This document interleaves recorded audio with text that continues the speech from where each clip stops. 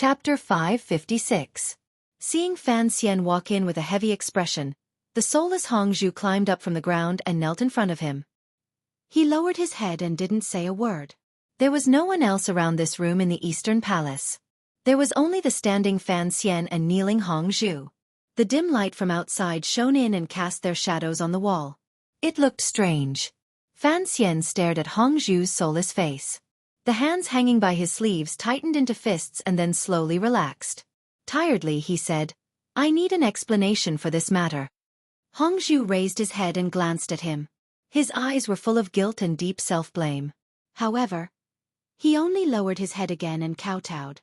He didn't explain anything. Hongzhu was Fan Xian's greatest help in the royal palace. The reason Fan Xian dared to break into the back palace with just 200 people and control Hongguang Palace in one move was because he had a complete grasp of the situation in the back palace, the distribution of the palace guards, and the details of the nobles' lives. All of this was the intelligence Hongzhu had taken the risk to send outside the palace during these 2 days. This rapidly rising eunuch had originally been moved into Hongguang Palace. After the crown prince returned to the Eastern Palace, he reluctantly asked for it back. Since the Empress Dowager wanted the crown prince to inherit the throne, she would not stop his small request. Thus, Hongzhu became the strangest person in the royal palace. He had once held memorials in the royal study, served the Empress Dowager in Hongguang Palace, and spent 2 months with the Empress in the Eastern Palace. Strangely, all of the nobles admired and liked him. Fan Xian was no exception.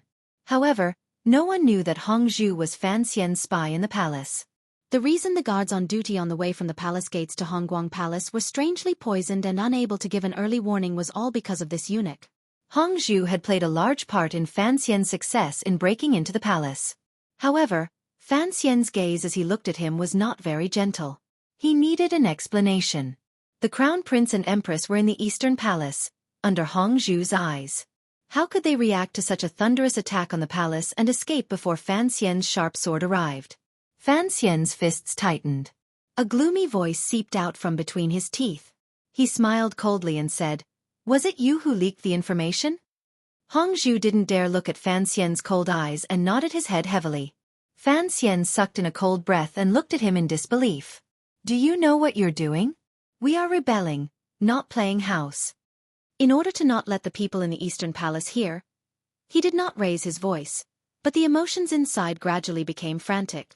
"What happened to you? Soft-hearted?" Fan Xian's brows were tightly furrowed. Using an extremely fast and cold voice he said, "Your soft-heartedness will harm the entire Qing kingdom." He spat on the ground next to his feet and cursed hatefully. "I went through untold hardships to get into the palace, but you played such a trick. It's fine if you don't want to live, but what about the people in the palace? You're forcing me to prepare to run before dawn." Fan Xian felt a rare sense of anger.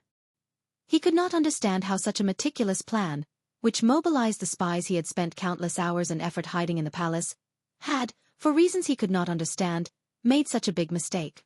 Why? Fan Xian stared at Hongzhu's face. A dark fire flashed through his eyes. "The crown prince treats me very well." Hongzhu knelt in front of Fan Xian and suddenly began to cry. Tears flowed down from the corners of his eyes and followed along his young face into his clothes. "The Empress is very pitiful. I thought and thought, but in the end, I couldn't resist it." Hongzhu cried out loud. Snot and tears flowed down his face. "Sir, kill me. I don't want to live anymore. I killed Xueqi myself. I don't know how many more people I will kill. It's all my fault. My fault." Fan Xian sucked in a cold breath. Although he had already cursed earlier, he had not thought that the reason Hongzhu let the crown prince and empress go was actually because of his soft-heartedness. What happened in Guangxin Palace? "I don't know." The corners of Fan Xian's eyes twitched. His heart felt a glimmer of coldness. Looking at the eunuch kneeling in front of him, he suddenly opened his mouth and said, "Stand up." Hongzhu knelt on the ground, not daring to rise. "Stand up." Fan Xian roared in a low voice. Hongzhu timidly stood up but suddenly felt a pain in his crotch. He couldn't help but cry out in pain. Fan Xian slowly pulled his hand back. There was a complicated emotion on his face. Looking at Hongzhu, he didn't say a word. A moment later, he only shook his head and sighed. Hongzhu's face was deathly pale. He looked at Fan Xian with extreme terror. Immediately after, he thought that since he had secretly informed the Empress and Crown Prince to escape before it happened, his life was probably gone. Since things had reached this point, what was there to be afraid of? Thus, he straightened his body and looked at Fan Xian without saying a word. However, the thick sense of guilt in his eyes could not be shaken off. Unexpectedly, Fan Xian didn't say anything. He also didn't take out a sword in a rage to chop off his head. Fan Xian only sighed and waved his hand. Alone, he walked toward the outside of the Eastern Palace. His back appeared somewhat lonely and desolate. Hongzhu stared in a daze at Fan Xian's back. For some reason, he began to cry again. Fan Xian walked out of the front door of the Eastern Palace. He could no longer hear Hongzhu's cries. His anger, for no reason, lessened greatly. However, his heart was somewhat empty. He waved his hand to summon his subordinate and ordered him to escort all of the serving girls and eunuchs in the Eastern Palace and Guangxin Palace to the Cold Palace area in the Chen Corridor. Then, he walked alone into the darkness of the royal palace. Hongzhu's temporary soft-heartedness had brought irreparable damage to his plan. In that instant, the angry Fan Xian indeed had the urge to kill. However, this urge immediately disappeared because he heard the words, Xueqi. When he was in Hangzhou, he had thought about what kind of effect that serving girl's death would have on Hongzhu's state of mind. From the beginning, he knew that Hongzhu was not a normal eunuch. He was a loyal and affectionate eunuch. Otherwise, Fan Xian wouldn't have entrusted so many important matters to him. However, Fan Xian had not thought that Hongzhu would be so affectionate. How could he be soft-hearted in such an important matter as the change in the palace? From this, it could be seen that the Crown Prince was a generous and affectionate person. Furthermore, Hongzhu, who had secrets, had perhaps developed some different feelings for the pitiful Empress in the Eastern Palace during the months the Crown Prince had been banished from Nanzhao. Hongzhu was an affectionate eunuch and had feelings for Fan Xian. That was why he had taken such a great risk to stir up chaos in the palace and help him enter the palace. He had feelings for the Crown Prince and for the Empress. That was why he had let go at the last moment. Humans had always been complicated creatures, particularly a eunuch like Hongzhu who was more like a scholar than a scholar. Perhaps I am too heartless to think that people could be so affectionate, Fan Xian thought to himself. Involuntarily, he thought of Su Maokai of the Jiaozhou Navy. A self-mocking smile rose to the corners of his lips. Su Maokai and Hongzhu were the two deepest nails he had planted in the Qing court. It was during this world-shaking court chaos that these two nails had their own thoughts and brought great harm to Fan Xian's plan. If it wasn't for Su Maokai, Fan Xian would not have been able to escape from the deep sea under Dong Mountain. If it wasn't for Hongzhu, Fan Xian wouldn't even have been able to enter the back palace. Thus, he knew he had no right to blame these trusted aides. He couldn't bear to kill Hongzhu and couldn't bear to blame Hongzhu. He only thought helplessly that in terms of moving people with emotions, the Crown Prince had already trained himself to be more powerful than him. The Crown Prince occasionally had true emotions, while he was a hypocrite to the end. With the help of the Overwatch Council subordinates, the Imperial Army had already purged the back palace. The internal guards had all been captured. They shouldn't be able to raise any more waves. Fan Xian returned to Hongguang Palace with a heavy expression. He didn't go in to see the Empress Dowager or comfort the third prince's family. He only gave a few orders in a low voice to Jinggu, who was standing guard outside the palace. Jingji's expression changed slightly.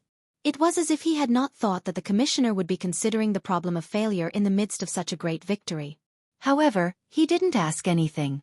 Stretching out his right palm, he pressed the silver mask on his face tightly and knelt on one knee to accept the order. He then led some of the Black Knight aces out of the palace. The safety control of Hongguang Palace was handed over to the Imperial Army. The two masterminds of the first palace chaos in the history of Qing Kingdom finally met on the tall palace walls about half an hour after the signal arrow shot into the sky. Fan Xian silently bowed to the fully armored Great Prince. The Great Prince's expression was heavy. Although he was wearing armor, he still solemnly returned the bow. The night wind suddenly arrived and made the Great Prince's large red cloak flap loudly in the wind. It made the black Overwatch Council robes on Fan Xian's body stiff as if they had been washed. The nervous patrolling Imperial soldiers on the palace walls looked at this scene and couldn't help but feel admiration. Suddenly, an indescribable confidence welled up in them. In the first year of the Qing calendar, the Great Prince had led an army on an expedition to the west. His reputation had gradually risen, and he had never tasted defeat. After Fan Xian took control of the Overwatch Council, he seemed to have become the second Chen Pingping. However, he was much more glamorous than Director Chen. These two princes were like the battle robes on their bodies, a blazing bright red and a cold pure black. With light and darkness working together, how many people in this world could stand up to them? Fan Xian and the Great Prince straightened their bodies and didn't say anything. They came to the outside of the corner tower and watched the calm square at the foot of the tall palace walls. The faint sounds of killing came from the distance and a few eye-catching fires in the distance. The two of them didn't need to say anything. Accurately speaking, after the Dong Mountain incident, the two of them had never met or spoken. However, they had single-handedly brought about today's palace chaos. This relied on the trust and confidence the two of them had in each other. This kind of tacit understanding was not based on profit. Rather, it was based on history. In the emperor's family, these two princes had both been humiliated and neglected. Their mothers and elders had once fought side by side. Now, these two children were finally beginning to fight side by side. Of the 3,000 imperial soldiers, 1,000 were stationed in the palace, 1,000 were on the palace walls, and another 1,000 were already riding toward the depths of Jingdo. They had to take control of all of Jingdo before daybreak. It was indeed too difficult for 1,000 people to take control of Jingdo. If they added on the 1,000 Overwatch Council officials Fan Xian had purposely left outside the palace as helpers, it would go much more smoothly. "We have to capture them before daybreak," the Great Prince said coldly. The "them" in these words referred to the Crown Prince, his mother, and the eldest princess, Li Yunrui. Of the 1,000 imperial soldiers responsible for sweeping through the area, at least 3 small groups of riders were following the route of the laundry and desperately searching for the people who had escaped from the palace. Fan Xian was silent. The moment he learned that the Crown Prince and eldest princess had escaped the palace, he had already given the order. The secret agents and swordsmen of the Overwatch Council were also working hard in Jingdo. However, he knew that just like how it was difficult for the eldest princess to catch him when he was hiding in the vast sea of residences in Jingdo, it would also be difficult for him to catch them. This kind of thing required luck.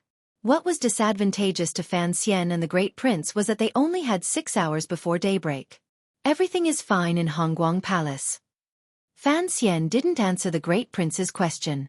His eyes looked at the soldiers below the palace walls and changed the subject. "The Empress Dowager is fine." The Great Prince furrowed his brows and didn't say anything. The Great Prince had always been a rough and generous filial person, so it was impossible for him to do the things that Fan Xian could do. Even hearing the Empress Dowager's name made his mood drop a little. He felt a little uncomfortable. Fan Xian gazed at him with a slight smile.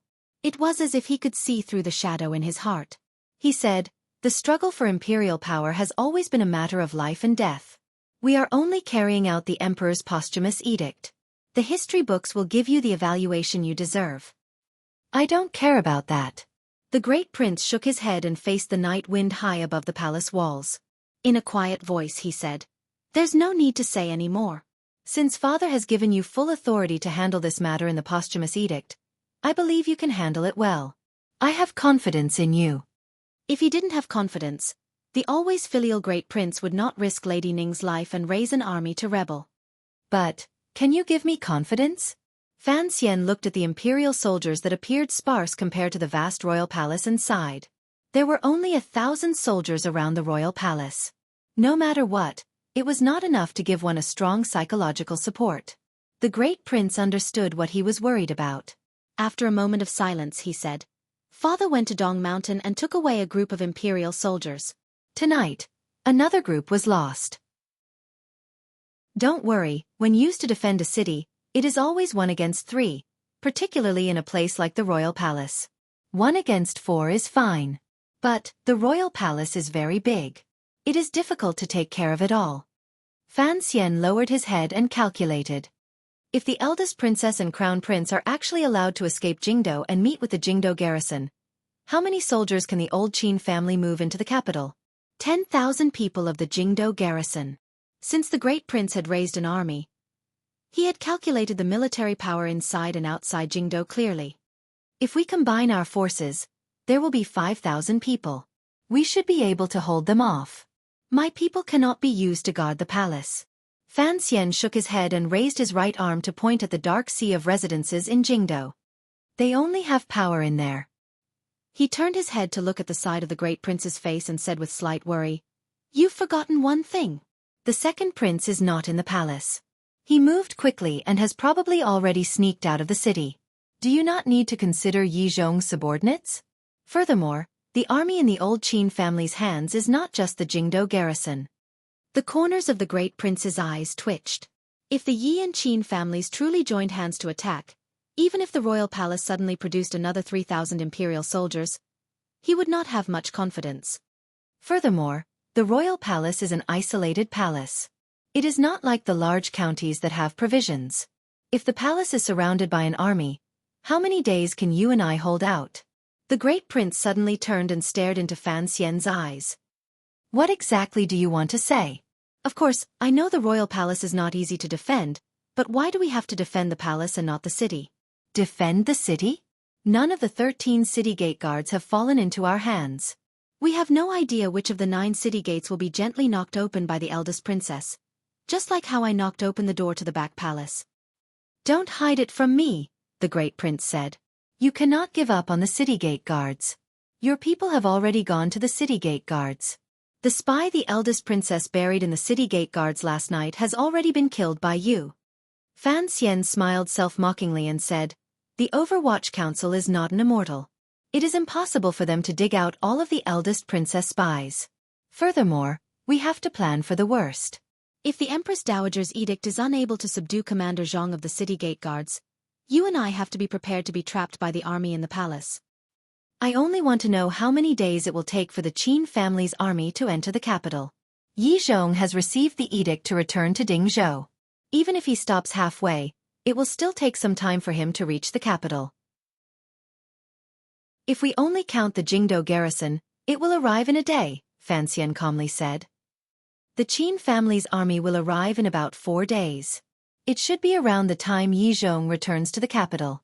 The great prince did not ask why Fan Xian understood the Qin family's arrangements so clearly. He believed that the Overwatch Council had spies in the Qin family's army, just like in the imperial army. If Fan Xian had not pointed out the targets earlier, the purge earlier would not have been so easy. You can control the city gate guards. The great prince looked into Fan Xian's eyes and suddenly retorted. If you can't, you wouldn't dare to act. Thus, I am very curious as to what considerations you have for saying these things to me now. Fan Xian fell silent. Earlier, Jing Gu brought your council order to me and moved 200 horses. He then left the palace and disappeared. The great prince looked at him coldly and said, "Don't tell me you don't have any thoughts." Fan Xian suddenly smiled and said, "Actually, I wanted to say, let's run." A muffled slap rang out. The furious great prince slammed his palm against the bricks of the royal palace. Lowering his voice, he said angrily, "Run? You're crazy." Fan Xian smiled bitterly and said, "I seem to have indeed gone crazy. Where can we run to? I was just joking. Don't get so worked up, all right?" What kind of joke is this? Everyone's emotions are so tense. What's there to be afraid of if I joke a little to ease the emotions? Fan Xian's words were not just a joke. If this had been in the past, perhaps he would have run a long time ago when the situation was reversed for his own safety. This conversation made it very clear that if the crown prince and eldest princess slipped out of Jingdo, the seemingly good situation would be destroyed in an instant. The great prince suddenly sighed and patted his shoulder heavily. You've never led an army before. You've never seen what a true battlefield is like, so it's not strange for you to have such thoughts. As if to increase Fan Xian's confidence, the great prince said in a low voice, "With your people helping control the city gate guards, even if there are 4,000 people, I can still hold Jingdo for 10 days. Below the royal palace, Overwatch Council officials guarded a row of carriages as they approached the palace gates. The great prince narrowed his eyes and watched as the officials who had been tortured by the crown prince got off the carriages. With this group of officials here, how can we escape? How can we have the heart to escape? Fan Xian was silent and nodded. Based on what you say, open a court conference today, announce the posthumous edict, and depose the crown prince. The great prince furrowed his brows and said, "Send out orders in all directions and order the 4 armies to return as quickly as possible." The three armies are far away on the border and will not be able to return to the capital within 10 days. If you and I send orders to return to the Yanjing camp. Fan Xian's heart chilled slightly. I'm afraid you and I will become the sinners of the Qing kingdom. Fan Xian was worried about none other than the unfathomable emperor of northern Qi. Information traveled too slowly in this world. Fan Xian knew that he had killed the governor of the northern expedition camp, and the fate of 5,000 soldiers at the foot of Dong Mountain was unknown.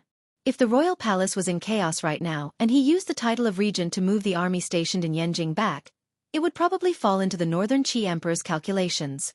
He was afraid that before the Yanjing camp could return to the capital in time to suppress the Yi and Qin families, the northern army would move south. After experiencing so many things, Fan Xian knew that the northern Qi emperor was the most powerful figure in the world.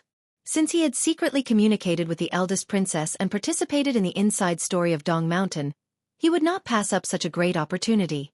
Thus, the Yanjing camp could not be moved. The great prince's expression also became heavy. He knew that Fan Xian's worry was very reasonable. 10 days. We can only hold out for 10 days at most. If we can't move troops back to the capital to rescue the emperor. He suddenly smiled and looked at Fan Xian. Looks like what you said is reasonable. Our best choice is indeed to escape earlier tonight. After these words were said, Fan Xian paused.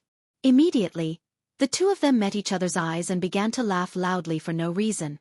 The laughter traveled far from the palace walls, startling the scholars Xu and Hu at the palace gates below to raise their heads and look.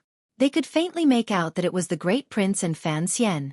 The two scholars couldn't help but feel slightly more at ease. They thought that for the two of them to be able to laugh so happily at this moment, it looked like the situation was set. No one knew how much helplessness and bitterness there was in Fan Xian and the great prince's laughter. However, the two of them, with great tacit understanding, did not bring up the matter of the palace being evacuated again. Since the two of them were already standing on the palace walls, there was no reason for them to continue running. Today, the great unification will be decided. The posthumous edict will be sent to the streets of Jingdo to calm the hearts of the people. The edict will be sent to each province. After the laughter stopped, Fan Xian gazed at the great prince and said with a slight smile, "Use the Empress Dowager's edict to stabilize the city gate guards and then take control. You said you could stop the army for 10 days. I will give you 10 days. It will definitely last for 10 days. The great prince gripped the sword at his waist tightly. His expression was resolute. He thought to himself, the royal palace will be broken in 10 days. Why does Fan Xian care so much about this time? You must fight for these 10 days for me. Fan Xian coughed gently and took out a pungent pill from his clothes. With a calm expression he said, "Although I've never been in command of an army, I know that the most important people in an army are the generals of all levels. Think about it, if the commander, deputy general, and colonel all died, what would become of this rebel army? A plate of scattered sand. Defeated without attacking." The great prince furrowed his brows slightly and looked at Fan Xian. He thought that if the generals of the rebel army all died mysteriously within 10 days, Jingdo would be able to be held. However, no matter how skilled the Overwatch Council was in assassinations or how skilled you were in poisons, it would be impossible to accomplish such a heaven-defying thing among thousands of soldiers and horses. Fan Xian did not answer his question. He continued calmly and said, "If even the crown prince and eldest princess suddenly died, what reason do you think this rebel army has to exist?" The great prince gazed at him with confusion. He wondered if Fan Xian was sick. Fan Xian smiled slightly and said, "The reason I haven't run and am willing to defend this isolated city with you is not because I have great courage. Rather, it is because I have never lost confidence. However, after this matter, I'm afraid I won't have good days." The great prince didn't understand. Naturally, he didn't know what Fan Xian meant. If Fan Xian truly brought out the heavy killing machine, who knew what path history would take in the future? Suddenly, there was a commotion outside the palace doors. A group of riders arrived in a cloud of dust. It seemed that they had captured someone. The great prince looked over and saw that the person captured was a woman. It was too far away, so he couldn't see her face clearly. However, she seemed to be wearing the clothing of a common serving girl. Fan Xian narrowed his eyes and faintly said, "Our luck has always been good. Look, we've already captured the empress. Are the crown prince and eldest princess far away?" After saying this, He turned and walked down the wide stone steps. He prepared to welcome the old officials who had suffered and prepare for the court conference the next day. He wondered what kind of crime he should arrange for the crown prince and eldest princess. At the same time, he prepared to comfort the poor, stupid and unlucky empress. Should I lock the empress and Hongzhu together? A strange thought suddenly rose in Fan Xian's heart. He thought to himself that he was actually quite sentimental. Walking on the stone steps, his cough grew more and more severe. It seemed that the pill with the pungent smell of medicine he had eaten earlier had no effect. He leaned against the wall beside the stone steps and calmed his mind. He took out another pill from his clothes and stuffed it into his mouth. He chewed hard a few times and swallowed it. The pungent smell was the smell of ephedra leaves. Ever since Fan Xian and the brothers of the Third Bureau had developed this kind of pill, it was the second time someone had taken it. The medicinal power of this pill was too tyrannical. The ephedra leaves were similar to stimulants. It could easily make one's mind become absent-minded and mess up one's Xueqi. The first time he had taken this kind of medicine was also Fan Xian. It had been a few years ago beside the precipice of Xi Mountain in northern Qi, when he had faced the combined attack of Lang Tiao and Friar He. Fan Xian panted heavily a few times and calmed his mind. After escaping from Dong Mountain, he had been scratched by Yi Liuyun's sword intent. At the same time, he had been chased for hundreds of li by Yan Xiaoi. In the end, he had been shot in the side of his heart. His injuries were serious. Unable to receive good treatment, his entire body was at the end of its flight. Although he had rested in Lady Sun's boudoir for a number of days, his present realm was actually only 80% of his peak. In order to break into the palace, he had no choice but to take this harmful medicine again. Only then could he ensure that his valiant strength could be fully demonstrated. The first time he had taken this medicine was for Xiao En and the secret of the temple in the old man's mouth. The second time he had taken this medicine was for breaking into the palace and for the great land of the Qing kingdom. There were many things in the world that were more important than health. Fan Xian thought to himself as he walked down with a slightly pale face. Jingdo was in chaos. Compared to the Ministry of Justice and the Jingdo government's victory without a fight, the attack on the eldest princess manor had sunk into a bitter battle from the beginning. The clumps of fire that Fan Xian and the great prince had seen on the palace walls were a vicious plan the Overwatch Council had been forced to use when they attacked. Fortunately, the eldest princess was not in the manor. The chief strategist of Xinjiang, Yuan Hongdao, who was supposed to be in charge of the defense, seemed to have been scared out of his wits by the attack. Thus, after the Overwatch Council paid the price of dozens of bodies, the aces and serving girls in the manor were finally turned into porcupines by crossbow bolts and zombies by poison. The Overwatch Council officials charged in. The leading head of the First Bureau, Mu Feng'er, had a deep gash on his left arm. Fresh blood flowed freely, but his face was indifferent. He viciously placed the short sword across Yuan Hongdao's neck. He was Mu Tai's nephew and Fan Xian's direct subordinate in the First Bureau. For this kind of life and death struggle, he could not show any mercy. What he found strange was that the eldest princess's strategist, who was under his control, did not show much fear. On the contrary, he was filled with panic. Yuan Hongdao gazed at Mu Feng'er and anxiously said, "I have something important to report to the Duke of Danbua." Chapter 557. He then said an important question.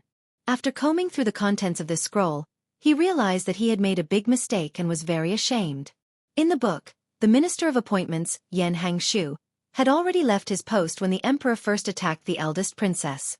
Even if the eldest princess reappointed him after her rebellion, he should not have risen so quickly and appeared in Taiji Palace to speak up for the crown prince.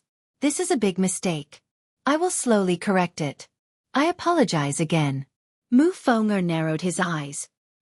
He didn't know why this old man in front of him, who looked like a scholar, dared to make such an absurd request. A captured traitor wanted to see his commissioner. Even if he was the top strategist in Xinjiang, on such a tense night, he could only be thrown into prison and temporarily keep his life. In his heart, Yuan Hongdao probably knew that he had no way out, so he wanted to use his silver tongue to see Fan Xian and persuade the commissioner to let him live.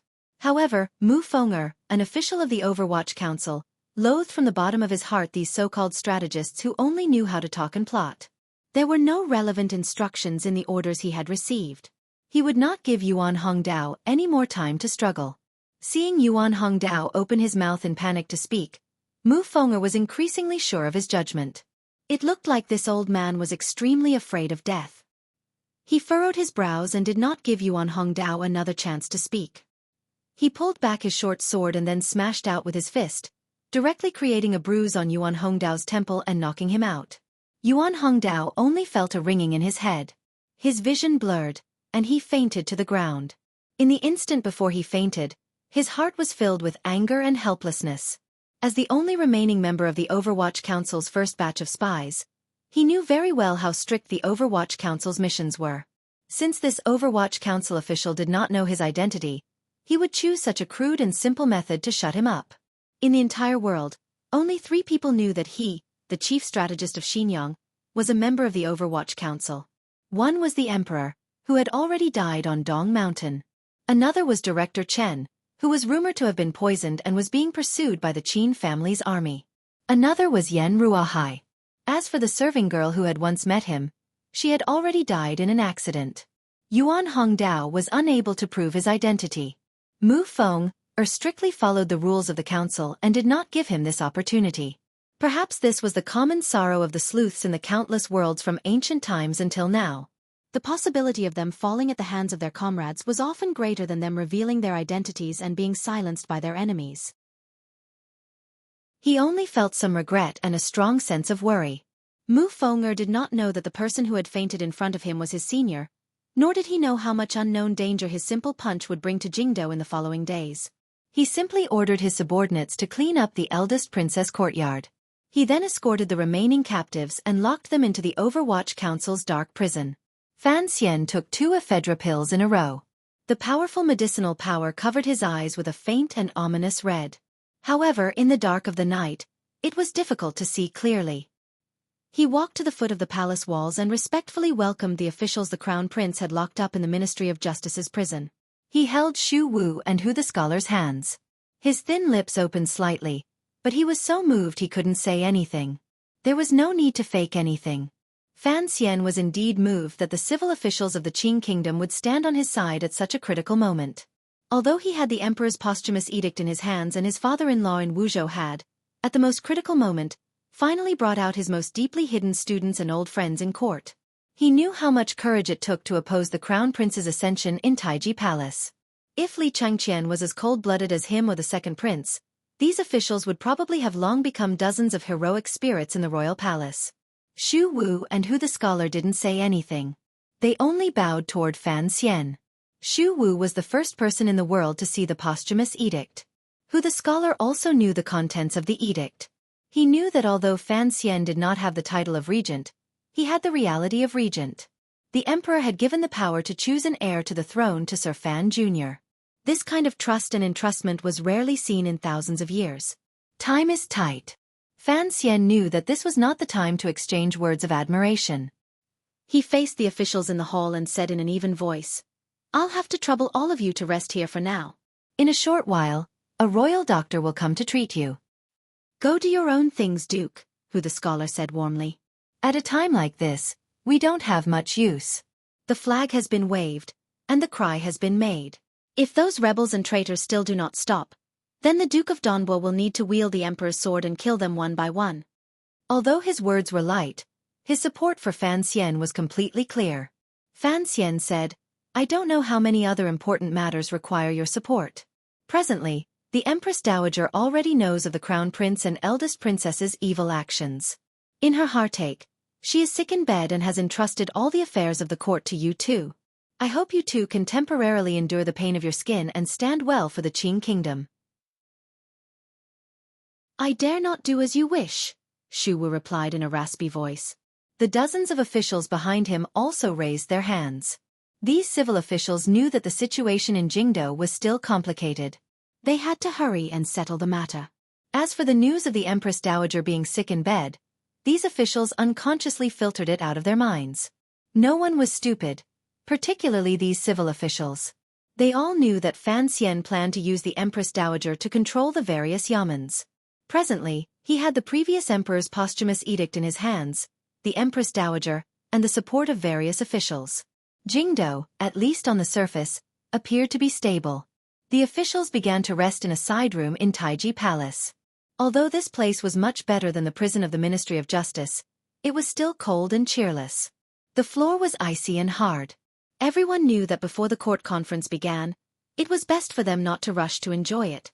Hu and Xu the scholars followed Fan Xian into the royal study.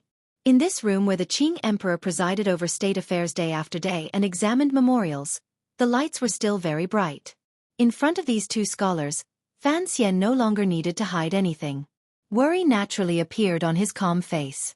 After some conversation, Hu and Xu the scholars' expressions also became heavy. They had thought that Fan Xian had completely controlled the situation. They had not expected that the crown prince and eldest princess would disappear.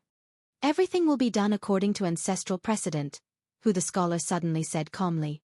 Amidst the silence, Hu the scholar suddenly opened his mouth and calmly said, "No matter what kind of preposterous and shameless things these rebels and traitors will do, presumably, it will not surprise us. Although we cannot immediately end the current chaotic situation, the court conference must begin today. The crimes of the crown prince and eldest princess must be clearly announced to the world." Xu Wu cautiously said, "Clearly announced to the world. How will the court give an explanation to the people?" Hu the scholar calmly said, "Orthodoxy and righteousness are the explanations. If they act in the dark and don't say it clearly, it will not be appropriate." Fan Xian nodded. He thought that Hu the scholar's insistence on immediately calling the court conference at such a complicated time was very close to his own thoughts. It was because they didn't know whether or not the crown prince and eldest princess would escape Jingdo that the people in the palace had to immediately depose the crown prince and smoothly pass down the Qing royal family's great unity. Then they would announce it to the world. After the discussion was set, Hu and Xu the scholars began to personally write letters, sketching out what had happened in Jingdo. Then, Fan Xian solemnly stamped the royal seal the emperor had entrusted to him. He then stamped the Empress Dowager's seal he had taken from Hongguang Palace and signed his own name. After sealing these dozen letters, Fan Xian handed them to his trusted aide. Through the Overwatch Council's secret mail route, they were sent to the governor's manor of the Qing Kingdom's 7 roads. At the same time, they were sent to the 5 road armies stationed on the border. However, Fan Xian knew that the letter sent to the northern expedition camp in Songzhou was probably completely useless. When Fan Xian stamped the Empress Dowager's seal, Hu and Xu the scholars met each other's eyes and shook their heads slightly. They thought to themselves that Sir Fan Jr. was not afraid of anything in front of them. He was truly daring. A dozen messengers charged out of the royal palace at the fastest speed, accompanied by the sound of horse hooves. They charged into the streets of Jingdo that seemed to never see daylight. Mingling with the chaotic sounds of killing in all directions and the sometimes burning and sometimes extinguishing fires, they rode in the direction of the city gates. They carried an important mission on their shoulders. Can they leave the city? Hu the scholar suddenly watched Fan Xian quietly. He wanted to get a confirmation from Fan Xian's mouth as to who was in control of the 13 city gate guards. Fan Xian furrowed his brows and said, "There shouldn't be any problems. My people went at the beginning." Hu the scholar knew that Fan Xian never spoke empty words. Since he had already sent people, he would certainly send the most capable people for important positions like the 13 city gate guards. Fan Xian walked out of the royal study and waved his hand to summon Eunuch Dai, who was standing guard outside. After a moment of silence he said, "Is there a problem with the Empress?" The situation in the palace had changed a long time ago. Eunuch Hong and Eunuch Yao had followed the emperor to worship heaven and had probably long died on Dong Mountain. Eunuch Ho had been coldly and mercilessly shot to death by Fan Xian with a crossbow. Hong Zhu, who had enjoyed limitless glory these 2 years, had been imprisoned in the cold palace with the eunuchs and serving girls in the eastern palace. Eunuch Dai had privately opened the palace doors and performed a great service. He was also someone Fan Xian trusted. Naturally, he resumed his position as the head eunuch. Presently, the rear palace was watched by the imperial army. The internal affairs were all handled by Eunuch Dai. He bowed and replied respectfully, "Following your orders, she has already been escorted into the cold palace. The Empress's body is fine, but her spirit is a bit weary." Fan Xian nodded. After escaping in the middle of the night and then being captured, no one would be able to endure such mental torture. The power of the medicine gradually weakened. Fan Xian felt a bit tired. Although he knew it was not time to rest, he still tiredly leaned against the pillar outside the royal study. looking at the square beside the palace. He was silent and didn't speak. He had not lied to Hu the scholar. It was just as the great prince had said. From the beginning, he could not truly give up on the city gate department. However, he had too few people in Jingdo. There were thousands of soldiers in the city gate department. It was impossible to use such violent methods to resolve it. Thus, he had made a copy of the emperor's posthumous edict and given it to the person he trusted the most. He had confidence in that person and in Commander Zhang of the city gate department. Commander Zhang was a true blue royalist. After the Qing emperor was assassinated, he only listened to the Empress Dowager's orders. Thus, he was able to forcefully block the Yi and Qin families' armies outside Jingdo. No matter how he considered it, the city gate department should make a choice that suited Fan Xian's interests. Fan Xian didn't know that the pillar he was leaning against had once been the place where the emperor and Chen Pingping had spoken twice. He also didn't know that a person called Yuan Hongdao had already been knocked unconscious by his loyal subordinate and locked up in the Overwatch Council's prison. He was only worried about Wan Dabao, and his father in King Jing's manor. He still hadn't received any news. He didn't know if anyone could rescue his wife and brother-in-law or how dangerous King Jing's manor was right now. When the white-clothed Sir Yan Jr. came out of the back garden of the Jingdo government, Fan Xian's operation to break into the palace had not yet begun. Mu Tai, who was responsible for subduing the Jingdo government, was still lying in ambush in the dark outside the manor. He tidied his white clothes and walked into an alley. He still had a lingering sense of leisure as he turned his head to glance at the night sky. A firework bloomed in the night sky. It was very beautiful. The usually cold Yan Bingyun looked at the firework that disappeared in a flash in the night sky and smiled. He knew that Fan Xian had already made his move, so he had to hurry. He didn't wear night clothes. Instead, he wore an eye-catching white robe that stood out against the darkness around him. His mission at the city gate department was not to assassinate. It was to subdue. Yan Bingyun knew how to win the trust of loyal soldiers. Arriving at the city gate department yamen, Yan Bingyun calmly arrived at the yamen under the escort of dozens of spear-wielding soldiers and waited for Commander Zhang to receive him. Sir Yan is currently a wanted criminal by the court.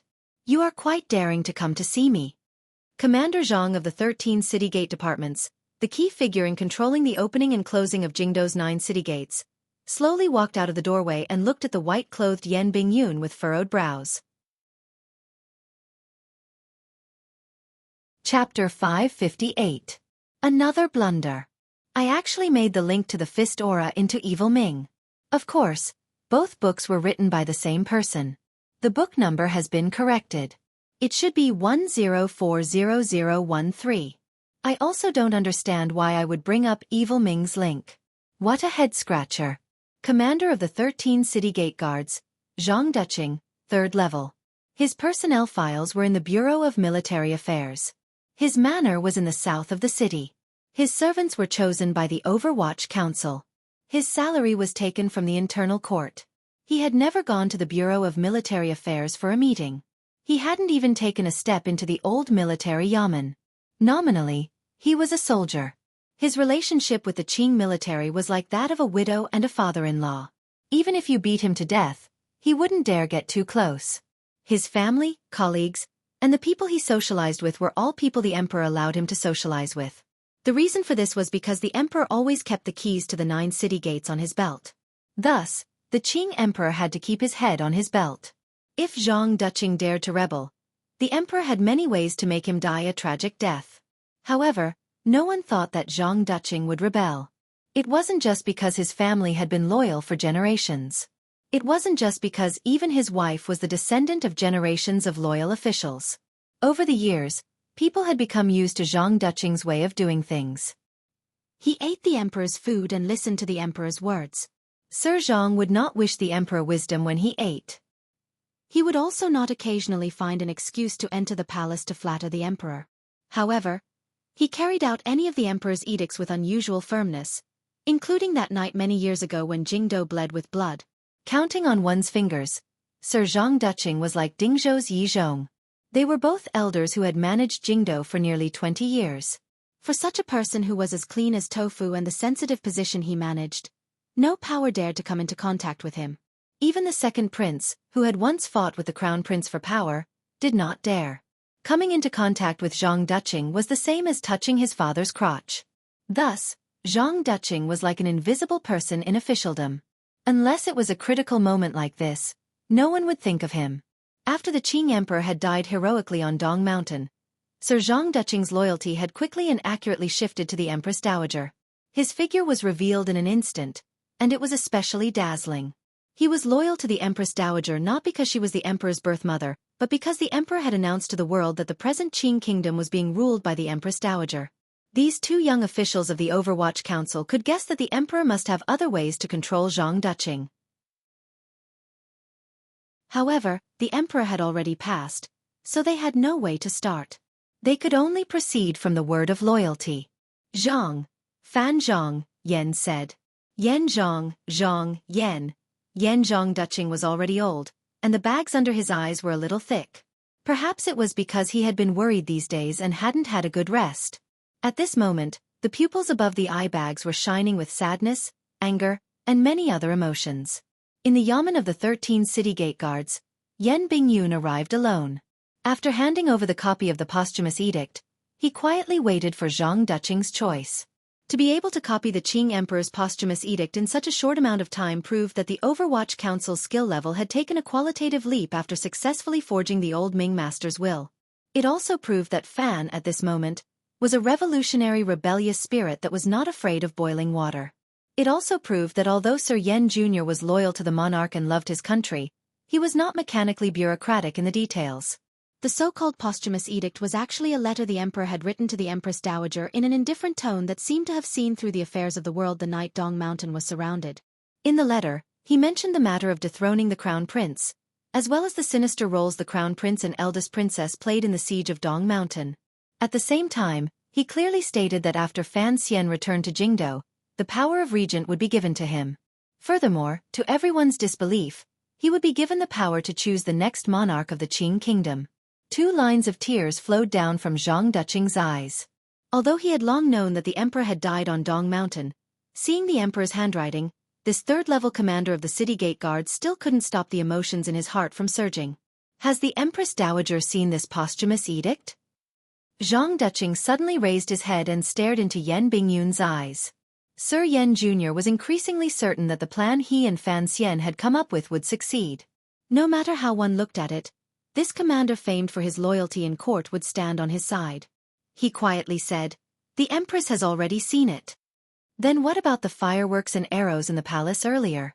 Zhang Duqing stared at Yan Bingyun. The posthumous edict orders Sir Fan Jr. to assist the Empress Dowager in getting rid of the rebels. Yan Bingyun was not flustered. As long as Fan Xian's mission to break into the palace was successful and the crown prince and eldest princess were captured, there was no reason for the city gate guards to have any problems. The fireworks have already begun. I cannot rely on a posthumous edict to believe you, Zhang Duqing said. I want to see the Empress Dowager. Of course. Yan Bingyun's face was icy as he answered cleanly. He actually didn't know the situation in the palace. He didn't know whether the Empress Dowager was dead or alive. But he had to answer confidently. You have been loyal for generations. In this time of danger for the Qing kingdom, you must act according to the previous emperor's posthumous edict. Yan Bingyun did not forget to attach each word to the emperor's posthumous edict. Back in the day, he had traveled around northern Qi under an alias. He was skilled in using money and power. He was also a powerful figure who could deceive people without paying with his life. However, these years, he had only done some desk work in the council and had been away from such dangerous work for too long. Tonight, he had single-handedly convinced the Jingdo magistrate. Now, he had convinced the commanders of the 13 city gate guards amidst a forest of guns. It could only be considered that he had returned to his old profession. There is chaos in the palace, Zhang Duqing said after a moment of silence. I need to enter the palace immediately. Yan Bingyun furrowed his brows. Zhang Duqing's gaze focused as if he had sensed something. Yan Bingyun coldly reprimanded.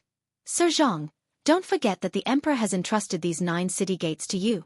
It is your duty to firmly guard the gates for Jingdo. After these words were said, Zhang Duqing fell silent again. It was as if he was considering something. A moment later he said, Sir Yan, give me some time. Delay? Yan Bingyun faintly sensed something strange. Had Zhang Deqing not been convinced by this posthumous edict and still wanted to see the situation in Jingdo? He didn't know that the eldest princess and crown prince had already escaped the palace. If the 13 city gate guards temporarily remained neutral, it was not a result he could not accept. In fact, it was even better than what he had anticipated. Since he had to delay, then he would delay. Yan Bingyun calmly sat down in the city gate yamen. He sat calmly with a calm expression. Seeing his expression, Zhang Deqing couldn't help but be startled.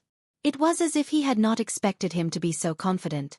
However, no one expected that it would drag on for such a long time.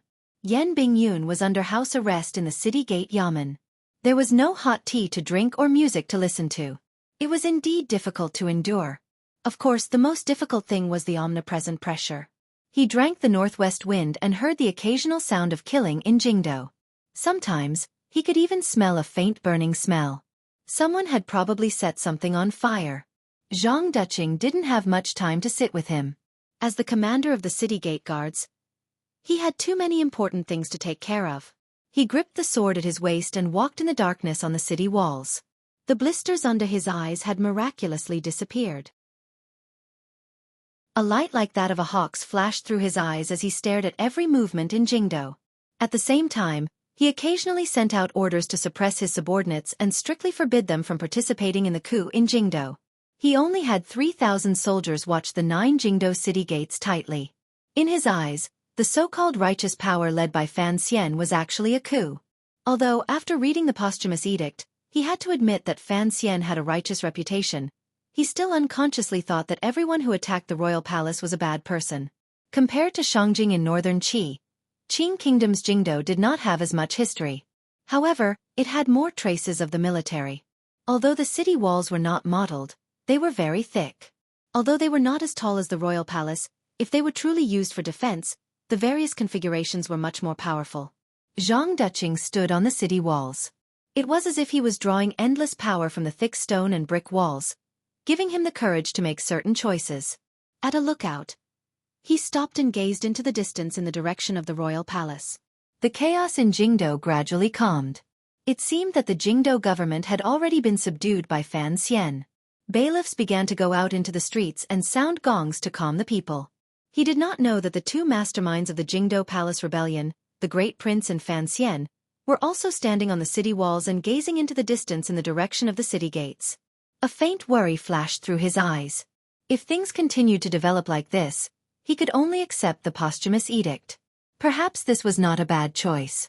However, Zhang Deqing heard the sound of carriage wheels grinding against the stone road. The sound rang out clearly in his ears. It's the triangular stone road. It's near the city gates. Zhang Deqing was unusually familiar with the area around the city gates he had managed for nearly 20 years. He was so familiar that he could even tell whether the carriage wheels were grinding over the stone road or the triangular stone road. He was silent for a moment. He then walked down the tall city walls and into the yamen of the city gate department. When the sound of the carriage rang out outside the city gates, Yan Bingyun had already stood up with a heavy expression. The soldiers around him responsible for guarding him became nervous. Pulling out their weapons, they surrounded him in the middle. Yan Bingyun's heart sank, not because he was surrounded by soldiers, but because of the sound of the carriage. In the middle of the night in Jingdo, who would ride a carriage near the city gates? The people of Jingdo had long experienced the court's overthrow. A commotion like the one tonight would not scare them enough to flee. Furthermore, the people were not stupid enough to sit in a carriage and wait to be tortured by the red-eyed soldiers. There was only one kind of person who wanted to leave the capital in a carriage. Zhang Deqing walked in. Looking at Yan Bingyun with a heavy expression, he said, "Excuse me, Sir Yan." He then shouted, "Take down this court criminal." Yan Bingyun's pupils constricted slightly. He didn't know why Zhang Deqing's attitude had changed so drastically. Had Zhang Deqing's mission to break into the palace failed? The soldiers surrounded him. Yan Bingyun did not resist. Everyone knew that the biggest difference between Sir Yan Jr. and Sir Fan Jr. was that his martial prowess was on the lower side.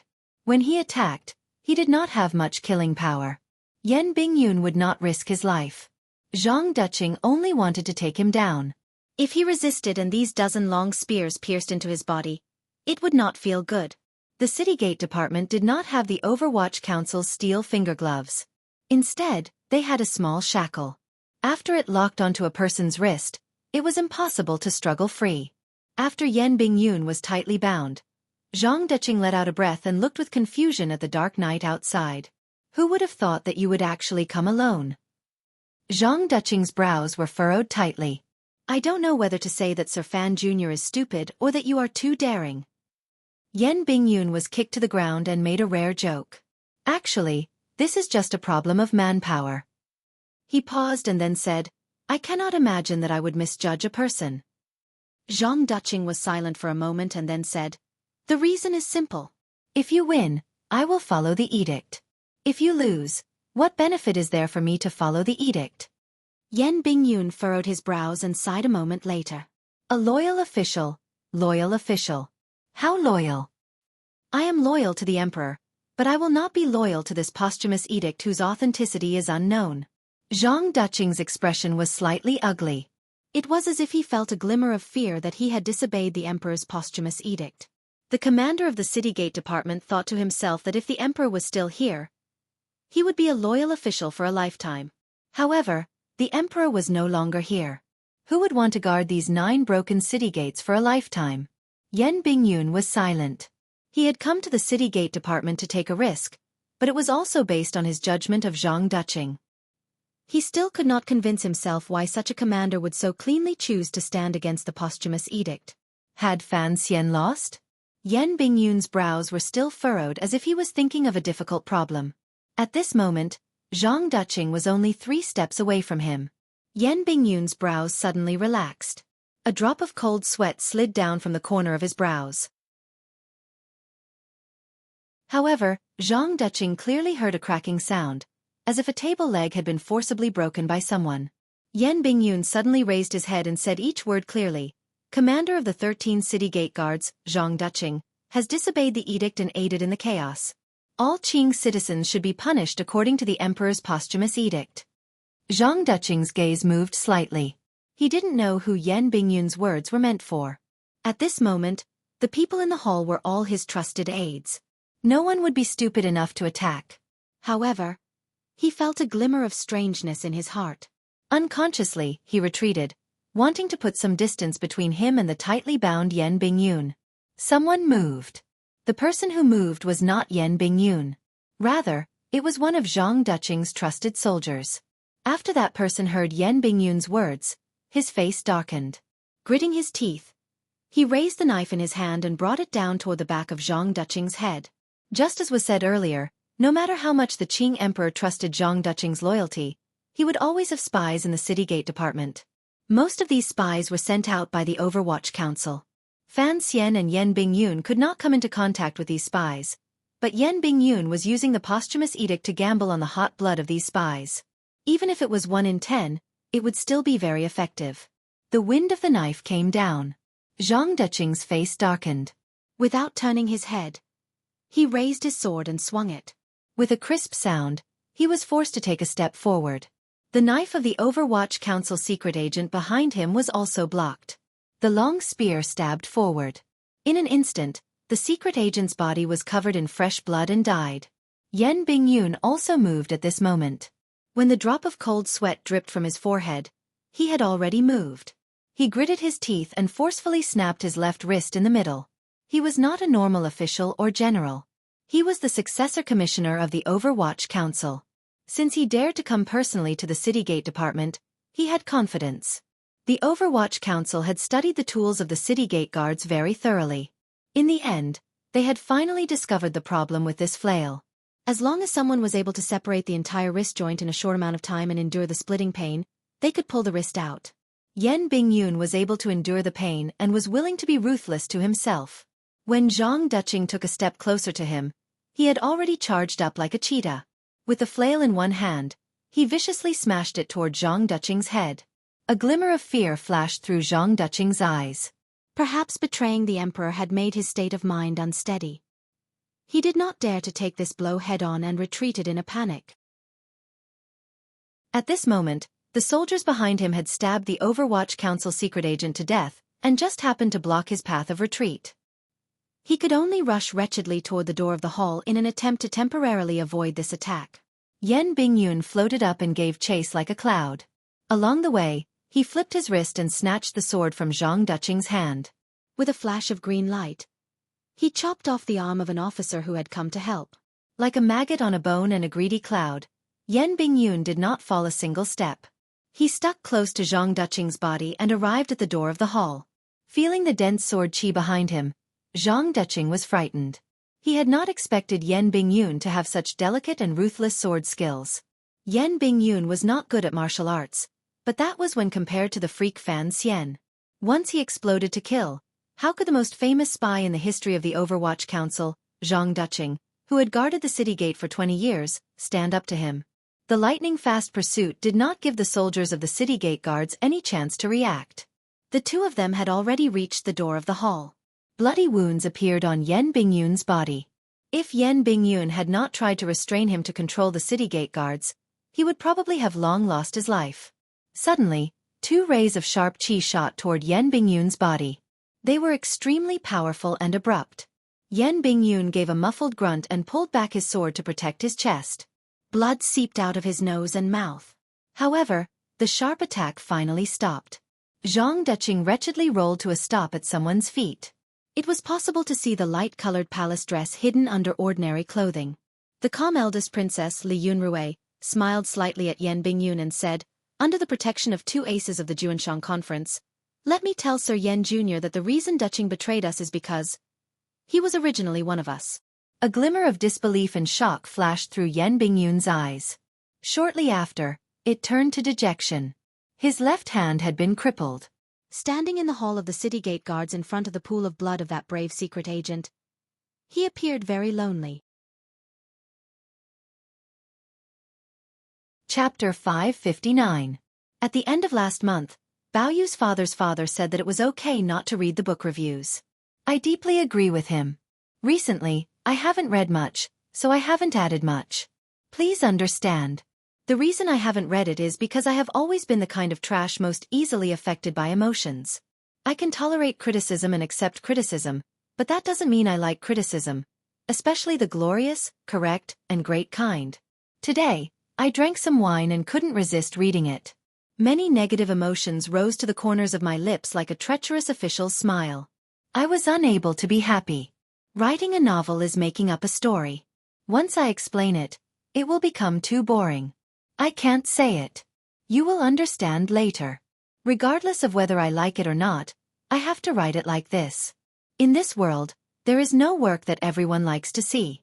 After all, I am not the director of the Spring Festival Gala, and I do not plan on participating in the 5 ones.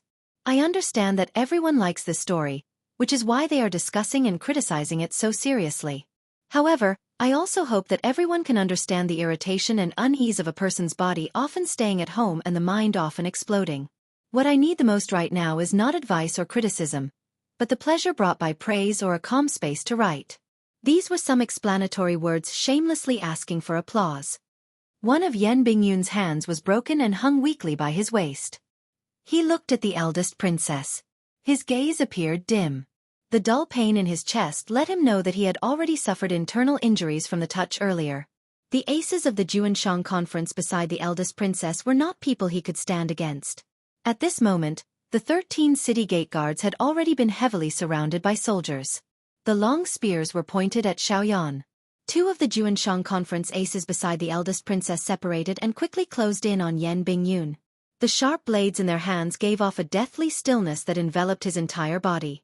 If only the emperor had listened to Nji back then and cleaned out the Juanshan Conference.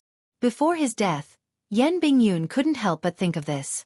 He knew he was no match for these Jianghu aces, so he didn't extravagantly beg the Temple of Heaven to give him a chance to escape. He only pulled out something from his clothes with a heavy expression. Since there was a change in the citygate department, he had to report Zhang Duqing's fatal betrayal to Fan Xian in the royal palace before he died. Yan Bingyun's index finger grabbed the ring of the arrow. Looking at the 2 black sword shadows that were getting closer and closer, his pupils shrank. He spat out a mouthful of turbid air, tightly pursed his lips, and forcefully pulled. With a hiss, the command arrow ignited, but it didn't rise into the air because a small force had struck his wrist. A wisp of warm liquid splashed onto the back of his hand, causing his heart to tremble. This command arrow flew out diagonally. It didn't fly very far before it shot into the chest of a city gate department soldier and exploded with a pop. Yan Bingyun didn't lower his head. From the corner of his eyes, he could see that his hand was covered in blood. When his index finger reached into the ring, fear appeared in the eyes of the Juanshang conference ace closest to him. It was as if he had seen something unusually terrifying. Then, a thin line of blood appeared on the ace's neck. The line of blood spread out in an instant and became a bloody gash. One could see the ace's ghastly white throat bone, unusually disgusting trachea, esophagus, and blurry flesh. With a crack, the ace charged in front of Yan Bingyun and knelt down with a thud. Jolted by the force of the attack, his throat, which had been sliced open, was powerless to hold onto his head. With the vertebrae at the back of his neck as the center, his head flipped weakly to his back. The upside-down, pale, dead face stared with wide eyes at the eldest princess and Zhang Duqing, who were protected by layers of aces and soldiers.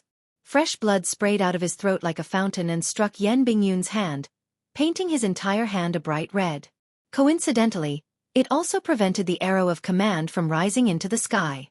The other Juanshang conference ace who had charged over faced an even more wretched fate. He didn't charge in front of Yan Bingyun at all. His gaze only caught a faint shadow reflected by the torch passing in front of him.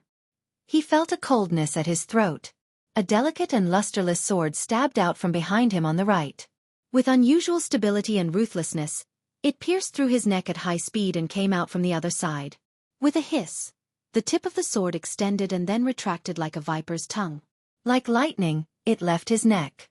The expert Xueqi and life force also left his body along with the sword that had left his neck. His eyes were wide open like a dead fish, and he tried to cover his neck with one hand, but he found that he could no longer control any of the muscles in his body. His legs began to soften, his eyes began to darken, and he began to lose control of his bowels. He fell down and rolled on the ground like a gourd. He rolled past Yan Bingyun's frozen body and touched the high threshold of the city gate office before stopping. He was full of vigor, and a foul stench emanated from his body. In a flash, a sword that seemed to have stretched out from hell used a terrifying method to finish off two Juanshang conference aces. No one could react to what had happened. Even Yan Bingyun, whose life had been saved, couldn't react. He stood in shock where he was. Then, he felt his entire body lighten. In the next moment, he had been lifted by the neck by a black shadow and flown to the top of the city gate office. Following the shadows of the tall city walls, it moved toward the darkness of Jingdo. The darkness before dawn grew thicker and thicker. On the other hand, in the eyes of those people that intended to besiege and kill Yan Bingyun, they instead saw an even more terrifying scene. A black shadow seemed to have silently appeared within the crowd, and it easily and extremely swiftly killed two experts. It carried Yan Bingyun as if it was carrying a tattered sack, and it easily escaped from the encirclement of so many people. Because it was easy, it was terrifying. With 3 bangs, Yan Bingyun had already been rescued by this person. The soldiers of the city gate office didn't even have time to raise the bows in their hands. Who was this black shadow to have such terrifying power? Protected by the aces and soldiers at the very back, the eldest princess's face was slightly pale. She waved her hand to disperse the subordinates in front of her and walked out of the crowd. Looking in the direction the black shadow had escaped, she didn't know how she felt. Only her eyes grew brighter and brighter. The Overwatch Council is indeed very terrifying, thought the mastermind of the Jingdo Rebellion. The mastermind of the Jingdo Rebellion thought to himself. However, he did not feel too defeated. Since the person who had come today was the best assassin in the world. Given his reputation for being the best at killing people, she had no way of stopping him from using this ability to save Yan Bingyun. However, it shouldn't affect anything. Li Yunrui thought of this as she narrowed her eyes and looked at the soldiers at the city gate. At this time, the sky was gradually brightening.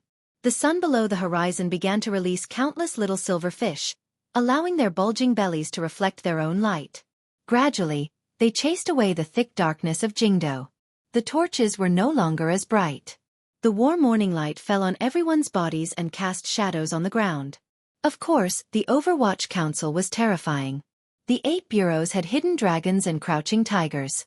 Who knew how many heroes were willing to cover their faces, give up their former glory, and throw themselves into the great work of the Qin Kingdom's secret agents.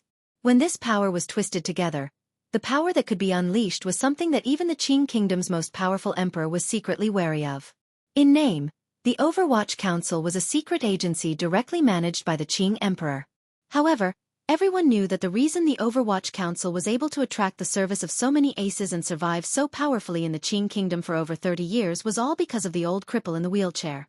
Presently, there were only 1,000 Overwatch Council officials in Jingdo, yet they were already so terrifying.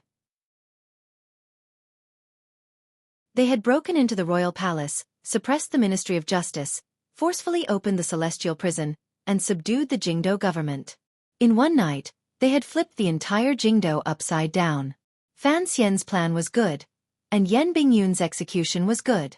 To be able to achieve such an effect, it still relied on the Overwatch Council officials' powerful organizational abilities and iron-blooded obedience. These unique qualities of the Overwatch Council were all forged, bit by bit, into the soul of the Overwatch Council by Chen Pingping, the old cripple, and the first generation of the heads of the 8 bureaus over decades. Thus, the most powerful person in the Overwatch Council was not the Black Knights, Fan Xian, or the best assassin in the world. Rather, it was Chen Pingping and what he represented. Strangely, the Crown Prince and eldest princess had planned the assassination of the Emperor at Dong Mountain. The eldest princess also knew the power of the Overwatch Council, but it seemed that she had put too little attention on the Overwatch Council. At least, in the eyes of the uneasy Crown Prince, if he was going to ascend to the throne, if he didn't first control Chen Pingping, who would sit on that throne?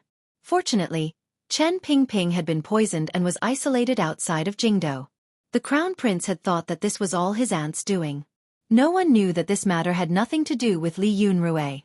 From the beginning, Li Yunrui had never thought about dealing with the Chen garden outside Jingdo and the old man in the wheelchair. It wasn't because she didn't value Chen Pingping or because she thought Chen Pingping was an old strange creature that could never be destroyed. It was because she had a secret. The secret was only one person's secret. The rest of the people in the plan did not know. After the news of Chen Pingping being poisoned by the Dongi master reached Jingdo, everyone's heart jumped. They thought the old cripple was pretending to be something. When the news of the assassination of the emperor at Dong Mountain came, the Empress Dowager ordered Chen Pingping to immediately enter the palace, but Chen Pingping remained in Chen Garden. Everyone began to guess something. Had Chen Pingping truly been poisoned? Therefore, there was an old man who had known Chen Pingping for decades, who was tempted and had a thought. This old man had always had a secret fear of Chen Pingping. If he didn't kill him, he would not feel at ease. Furthermore, the present situation was not good. As the saying goes, take his life when he is ill. If he didn't take advantage of this time to take Chen Pingping's life, the old man would feel sorry for himself. After the old Qin master, who grew cabbages, left Jingdo to take control of the army and his son took back the power of the Jingdo garrison, the first order he gave was to slaughter Chen Garden. Chen Garden had become a wasteland. In Fan Xian's eyes, Chen Garden, which was even more luxurious than the Jiangnan Ming family's garden, had become countless black and gray ruins. Those beautiful and elegant gardens had already been burnt to black soil. Those exquisite and grand houses had already been reduced to innumerable halves of stone walls. Green smoke was still rising from everywhere, but it no longer had that scorching heat, and looked abnormally desolate. If Fan Xian saw this scene, his heart would probably ache to death and he would loudly curse those people who didn't know how to treasure. From ancient times until now, the military had been in existence that had least need for artistic beauty. Thus, when a branch of the Qin family's army charged into Chen Garden with lightning speed, it was only natural that they set a fire. The reason for this fire was not similar to the fire of the Eight-Nation Coalition Army. The bandits of the Eight-Nation Coalition Army thought there were too many things and couldn't move them away, so they simply burned it and didn't leave it for the people. The reason the Qin family's army set a fire was because they hadn't stolen anything or captured anyone. The traps outside Chen Garden that had once terrified Fan Xian still existed. The Qin family's army had only broken into Chen Garden after over 300 people had died. However, they didn't find a single living person in Chen Garden. What welcomed them was an empty garden. Director Chen, who was rumored to be poisoned and bedridden, was not in the garden. His beautiful serving girls were also not in the garden. The servants were not in the garden. Everyone seemed to have left a long time ago. They had left unusually cleanly. Even the paintings hanging on the walls of Chen Garden had been taken down. Chen Pingping liked those paintings. This army controlled by the Qin family was mainly made up of the Jingdou garrison. The leader was a general of the second generation of the Qin family. He was Qin Heng's cousin. He looked at the empty Chen Garden in exasperation. Thinking of how he had led the army to attack and had died so many people only to occupy an empty garden, he couldn't help but want to vomit blood.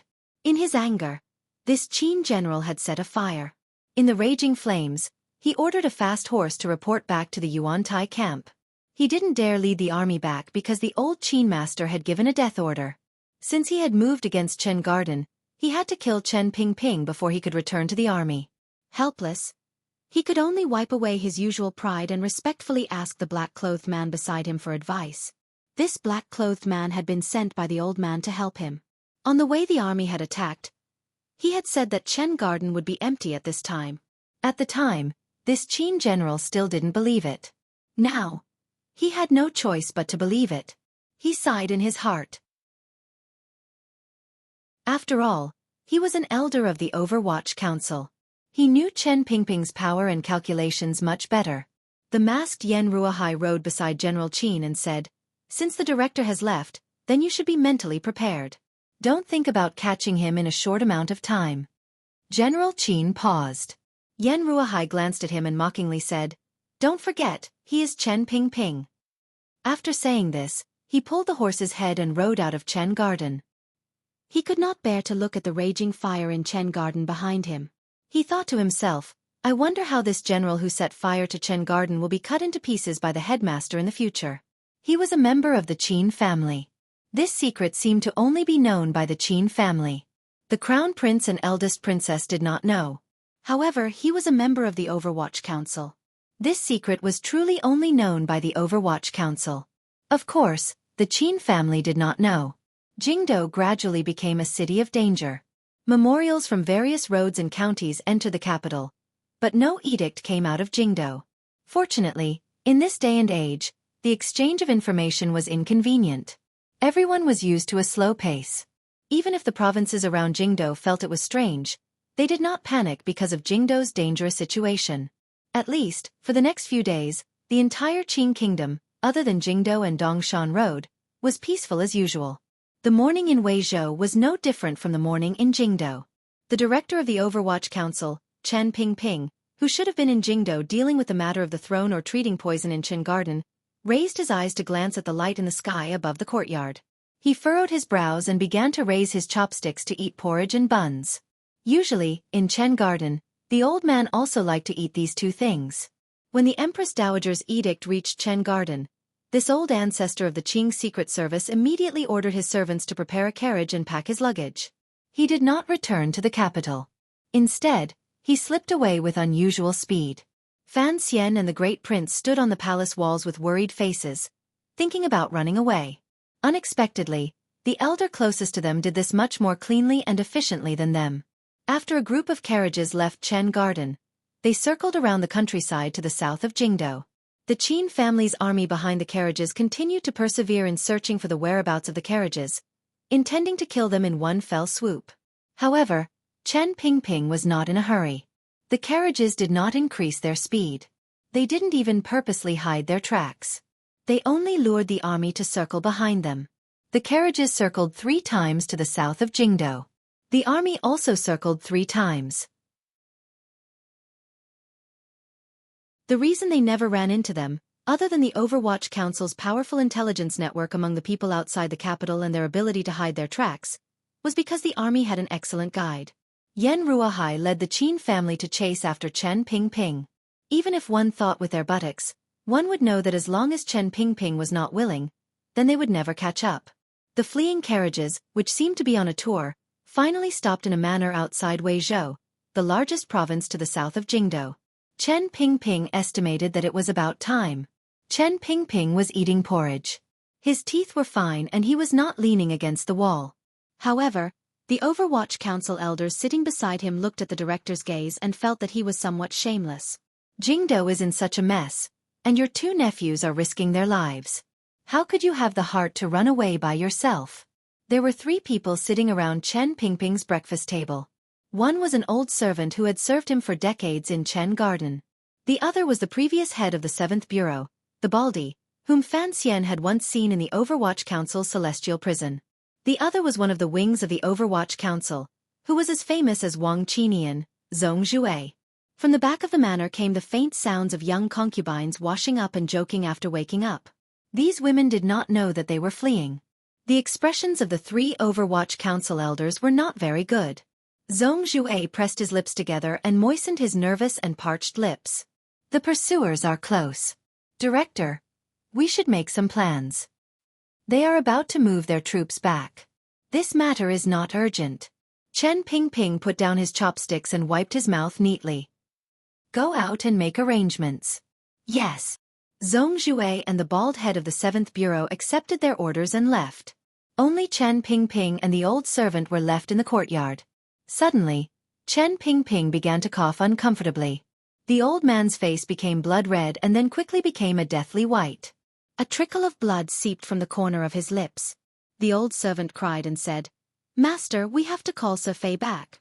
Otherwise, what will we do with the poison? Chen Pingping had actually been poisoned. He sat in the wheelchair and smiled self-mockingly. The poison won't kill him. It's just a bit uncomfortable. Master, the capital is dangerous. Are you really not worried about Sir Fan Jr.? The old servant glanced at Chen Pingping and asked carefully. The wrinkles on Chen Pingping's old face suddenly increased.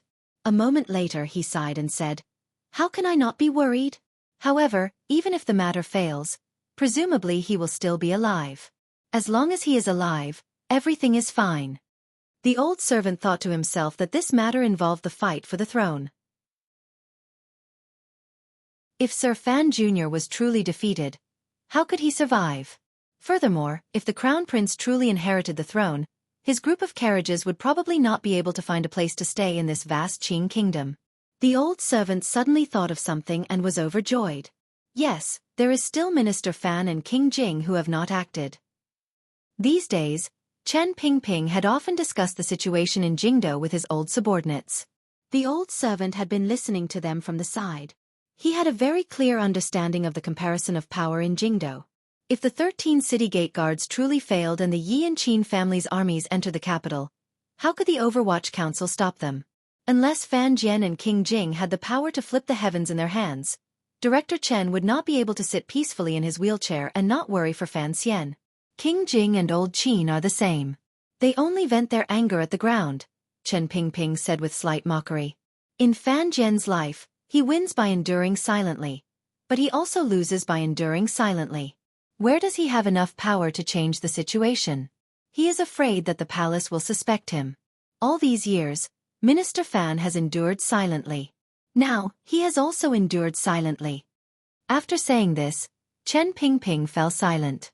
He knew where Fan Jian's greatest strength was, but the problem was that His Majesty had taken all those people with him when he went to worship the heavens. He still didn't know if any of them would survive. A few white pigeons flew into the courtyard following the direction of the morning light. The old servant went forward to catch one and brought it in front of Chen Pingping. Chen Pingping untied the thin tube on the pigeon's leg and looked at the words on it. His brows gradually furrowed. A moment later, he summoned an Overwatch Council subordinate and ordered in a heavy voice, "Follow the order from a few days ago. Everyone move. Continue to seal off any news from Dongshan Road. The court's group heading to receive the spirit is almost here." Yes. After a long time, Chen Pingping finally woke up from his dazed state. It was not until now that this most powerful schemer in the Qing kingdom finally felt a glimmer of powerlessness. Perhaps it was the power of the poison or perhaps it was the power of old age, but it made him feel a glimmer of fatigue and faint disappointment. Fan Xian won't die so easily. Chen Pingping didn't know if he was comforting the old servant or himself. Calmly he said, "At least I've helped this kid attract 6,000 soldiers. The pressure on him will lessen a great deal. You have to know that it is not an easy matter to make someone die." Chen Pingping pushed the wheelchair toward the back of the courtyard. The old servant quickly pushed it. As they passed by a flower bed, Chen Pingping's expression did not change as he looked at a small white flower shivering in the early autumn. He stopped and looked at it for a long time. Then, he slowly bent down and plucked a flower. Carefully, He placed it on his ear. The old servant smiled and pushed him into a side room in the back of the courtyard. When he entered the side room, Chen Pingping suddenly said to him, if Fan Xian knew he was a father, he would certainly learn to value his life even more. The light in the side room was not very bright, but he could clearly see a woman around 20 years old looking at the baby in her arms with a face full of tenderness. This woman, whose face glowed with motherly love, was Xueqi, who had disappeared in the Fan Manor on the outskirts of Jingdo. The baby in her arms. Chen Pingping pushed the wheelchair forward and took the newborn baby from her hands with a face full of tenderness. Looking at the blush on the baby's face and tightly closed eyes, he flicked his tongue and cooed a few times. Teasingly he said, little girl is very good. When your father sees you, he will definitely like you very much. Xueqi smiled sweetly as she watched this scene. Suddenly, she saw the little white flower on the corner of Chen Pingping's forehead and asked curiously, Director, why is there a flower? Last time, when I held this child, she cried. It looks like I'm too ugly. Today there's another flower. Look, she's indeed not crying. The wrinkles on Chen Pingping's face turned into a chrysanthemum. That kind of tenderness could not be faked. He probably really liked the little girl in his arms as if she was his own granddaughter. Having just given birth, Xueqi's strength was not very good. Gazing at Chen Pingping, she suddenly said with sadness, however, I don't know when the young master will come back. When Chen Pingping took her away, Xueqi was also shocked. When she gave birth, Wanner and the people she was familiar with in the Fan Manor were not by her side. There was only the midwife that Chen Pingping had arranged. This girl's state of mind had been greatly tormented. However, she knew Director Chen did not have any ill intentions. She just didn't understand why she had to give birth outside the manor. She couldn't help but think of the secrets of some large family. Her mood had always been low. In a few days, Fan Xian will be back. Chen Pingping smiled and comforted her. The most important thing for a pregnant woman is to be happy. That's why he asked me to take you out for a walk. This reason was clearly a bit far-fetched, but Xueqi's mind was clearly not very good after giving birth. She actually believed it. You rest first. Chen Pingping was so happy that he refused to let go of the little baby girl for a moment. He said to Xueqi, I'm going to take the child out for a walk. Xueqi said, You can't let the wind blow. Chen Pingping nodded obediently. In front of a mother, he had to be more obedient to steal her child to play with. Chen Pingping played with the baby girl all the way to another room. He said to the person in the room, Let me show you, Fan Xian's daughter. The person was tied up tightly. His expression was uneasy and sad. Hearing these words, he suddenly became happy and said, Director, has the young mistress given her a name? He suddenly saw the little white flower by Chen Pingping's hair and said with a thought, Let's call her Fan Xiaohua. Sir will definitely like it. The person who gave the name was Fan Xian's trusted aide, Wang Qinian. No one knew how this person had escaped from Dong Mountain or why he had been tied up in Chen Pingping's room.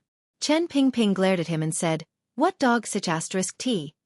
Wang Qinian had clearly lost a lot of weight. It looked like after escaping from Dong Mountain, he had suffered a lot on the way. He looked at the little baby girl in the director's arms. Amidst his joy, he suddenly thought of his family's daughter in the capital and Fan Xian, who was in the eye of the storm. For some reason, his nose became sore. I wonder if Sir will be able to see his own daughter. With a mournful expression, he said, What exactly is going on? I don't understand. Chen Pingping's expression was calm. I also don't understand what will happen in Jingdo, but I know something will certainly happen in Jingdo. Fan Xian stood on the walls of the royal palace and looked at the rising sun in the east. His brows gradually furrowed together and he sighed. Up until now, he still had not found Wanner and Dabao's whereabouts. Fortunately, King Jing's manor had sent word that his father and Lady Lu were both safe and well. They were heading in the direction of the royal palace. Counting on his fingers, Xueqi's due date had also arrived. He didn't know if the girl who had mysteriously disappeared was well or if the child was a boy or a girl. Of all his family, the one he was least worried about was Xueqi, who was about to give birth. Since the manor had tacitly approved of this matter, the person who had taken Xueqi could not be anyone else. It had to be the lonely old cripple in Chen Garden. What he was worried about was Yan Bingyun. After Yan Bingyun entered the city gate department, there had been no news. There was also no sign of the Overwatch Council person responsible for reporting information. All of this indicated that something had gone wrong. Fan Xian notified the Great Prince to begin making arrangements. He was only confused as to why Yan Bingyun had not sent out a signal. The morning sun leaped over the horizon. Fan Xian's heart suddenly jumped. It was as if he felt that something beautiful was happening in the world.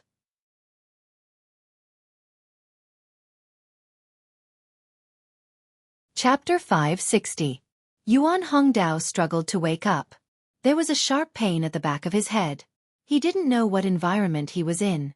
His long life of hiding among enemy factions had made him used to constant silence. Like Wang Qinian, this Overwatch Council official actually had countless questions in his heart. Half a year ago, when the Emperor first took action against the eldest princess, although Yuan Hongdao didn't know the reason the Overwatch Council was able to sweep clean the eldest princess' apparent power within an hour was because they relied on this so-called top strategist in Xinjiang. What had puzzled Yuan Hongdao for the past half-year was that, after that operation, he should have left his life as a spy. According to the rules of the council, he should have chosen a place with beautiful mountains and clear waters to retire with honor. However, after escaping from the courtyard, Yan Ruohai had told him to return to Xinjiang. Return to Xinjiang. The eldest Princess Xinjiang strategist had luckily escaped the Overwatch Council's pursuit. Logically speaking, he should be returning to Xinjiang.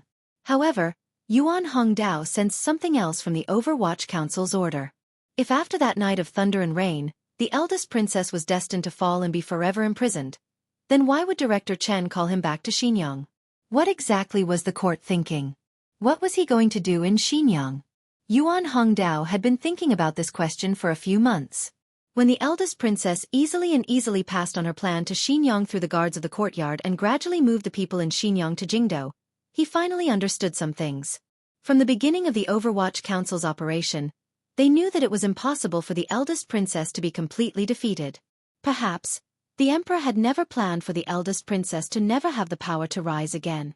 That was why he had him, a nail, return to Xinjiang to wait for the eldest princess's summons and for that moment to come. The emperor had gone to Dong Mountain and been assassinated. Jingdo was in chaos. The crown prince was about to ascend to the throne. The eldest princess had contacted the military to prepare for rebellion. Even if the eldest princess did not let Yuan Hongdao know when she planned the Dong Mountain situation, Yuan Hongdao had personally participated in all of the subsequent events. He had already learned of the news at the beginning of the eldest princess's plan. It seemed that it was time for him to display his abilities as the top spy in the Qing kingdom. However, Yuan Hongdao was shocked to find that he was unable to pass on the information. He was unable to notify the Overwatch Council. All the channels were instantly disabled, and the bridge of one-way communication was mysteriously cut off. Yuan Hongdao was unable to contact Yan Ruohai, much less Chen Pingping. For a spy of his level, it was even more impossible for him to directly rush into the Overwatch Council and yell. His expression was calm, but his heart was terrified and uneasy. He didn't know exactly what had happened in the Overwatch Council. This kind of uneasy state continued until Fan Xian finally broke into the palace and began to use the martial power of his subordinates to sweep away the opposition in Jingdo. Yuan Hongdao had secretly cooperated with the Overwatch Council's actions and allowed the eldest princess' temporary royal courtyard to be taken. However, he knew that Fan Xian had already made a fatal mistake. Thus, in the last moment, he took the risk of calling out to the Overwatch Council official. He didn't trust anyone. In comparison, since he couldn't contact Chen Pingping and Yan Ruohai, in the entire court, the only person he trusted the most was Chen Pingping's successor, Sir Fan Jr. Unfortunately, he didn't know what kind of a hothead Mu Fenghe was, so he was miserably knocked down with one punch. Yuan Hongdao calmed his breathing and opened his eyes. He discovered that he was in a corner tower above the imperial city, and in front of him was a handsome young man who was looking at him with a worried expression. Yuan Hongdao knew this person's identity. Although he didn't know why this person would personally interrogate him at such a tense moment, Yuan Hongdao directly said, "Zhang Feng belongs to the eldest princess." Fan Xian nodded and didn't say anything. The commander of the 13 city gate guards, Zhang Feng, had the courtesy name Duching. Everyone thought he was a righteous and loyal figure. Yet, he belonged to the eldest princess. This reality was enough to shock everyone. However, It was no longer able to add too much worry to his already helpless emotions. Yan Bingyun had not returned. The official responsible for keeping watch in the council had also not returned. There had to be something wrong with the city gate guards. Unfortunately, Yuan Hongdao had woken up too late. Fan Xian sighed in his heart. It was almost dawn. The Jingdo city gate guards had fallen. The Yi and Qin families' armies had entered the city at some point. At such a critical moment, he shouldn't have thought of Yuan Hongdao. However, looking at the officials resting in Taiji Palace, he, filled with helplessness, suddenly remembered the words his father-in-law had once said to him in Wuzhou. Other than Chen Pingping and Fan Jian, there were 3 people Lin Ruofu feared in court. Other than Chen Pingping and Fan Jian, it was the old Qin master, who led the army. This powerful figure had told Fan Xian seriously that he would not give his trump card in court to Fan Xian in case the tree stood out in the forest and was blown down by the wild winds. Unless when the new emperor ascended the throne. Presently, the Qing emperor had already died. Fan Xian was in Jingdo helping the third prince steal the throne. Thus, the Lin civil officials in Jingdo tore off their disguises and stood behind Fan Xian, following the scholars Hu and Shu to stop the crown prince from ascending the throne. Fan Xian thought to himself that his father-in-law had been clever his whole life. His timing was very accurate. However, he didn't know if he would succeed this time. However, Prime Minister Lin's last words were remembered clearly by Fan Xian. If the capital truly becomes chaotic in the future, perhaps Yuan Hongdao can help you. A year ago, Lin Ruofu had calculated the Dong Mountain incident.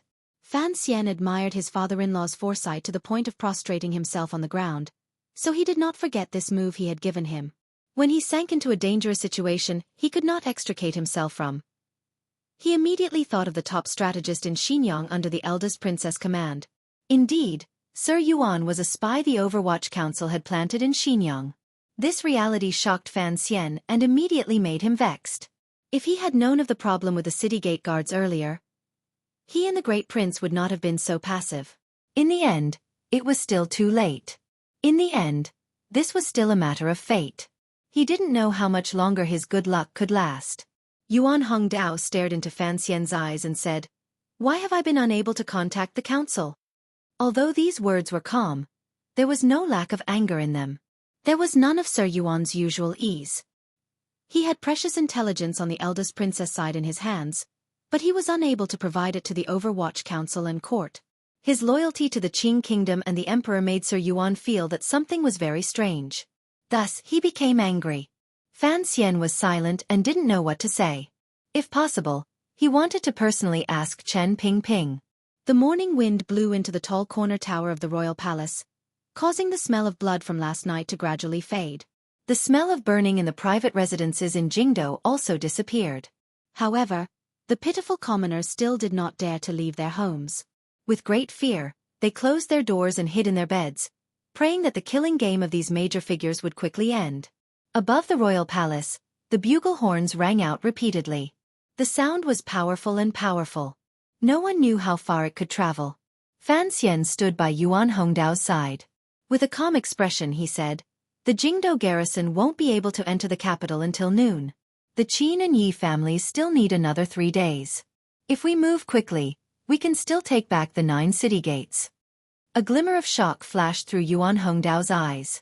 Immediately after, a flame of anger burned in them. In a great rage, he said, "Is there no one in the garrison in the council?" Fan Xian's heart jumped and he abruptly turned to look at him. Yuan Hongdao gazed at him and said each word clearly, "The Qin family's army has advanced through the night. I'm afraid they are not far from Jingdo." Fan Xian pressed his lips tightly together. His face became pale. He had not panicked even after learning of the news of the Citygate Department's betrayal, because he believed he had a clear grasp of the old Qin family's movements. As long as the army had not arrived, he still had time to retake control of the 9 city gates with a more powerful imperial army and Overwatch Council's destructive power. The Qin family's army was about to arrive? Yan Bingyun's father was in the Qin family. How could he not have sent back news of the army's departure? Fan Xian walked to the great prince's side and said, "Withdraw the soldiers and return to the palace. The Qin family's army is about to arrive." The great prince's brows were furrowed tightly. The imperial army had just left the royal palace. Now they had to withdraw because of a piece of news that he could not believe. He knew that what he cared about the most right now was the speed of his reaction. He didn't have time to discuss anything with Fan Xian. Taking a deep breath, he had the soldier at his side wave the little yellow flag in his hand. The yellow flag flipped, and the horn sounded again from above the royal palace. The rhythm gradually picked up and tightened. The imperial army, which was charging out of the royal palace like a few dragons, suddenly heard the sound of the horn returning to camp.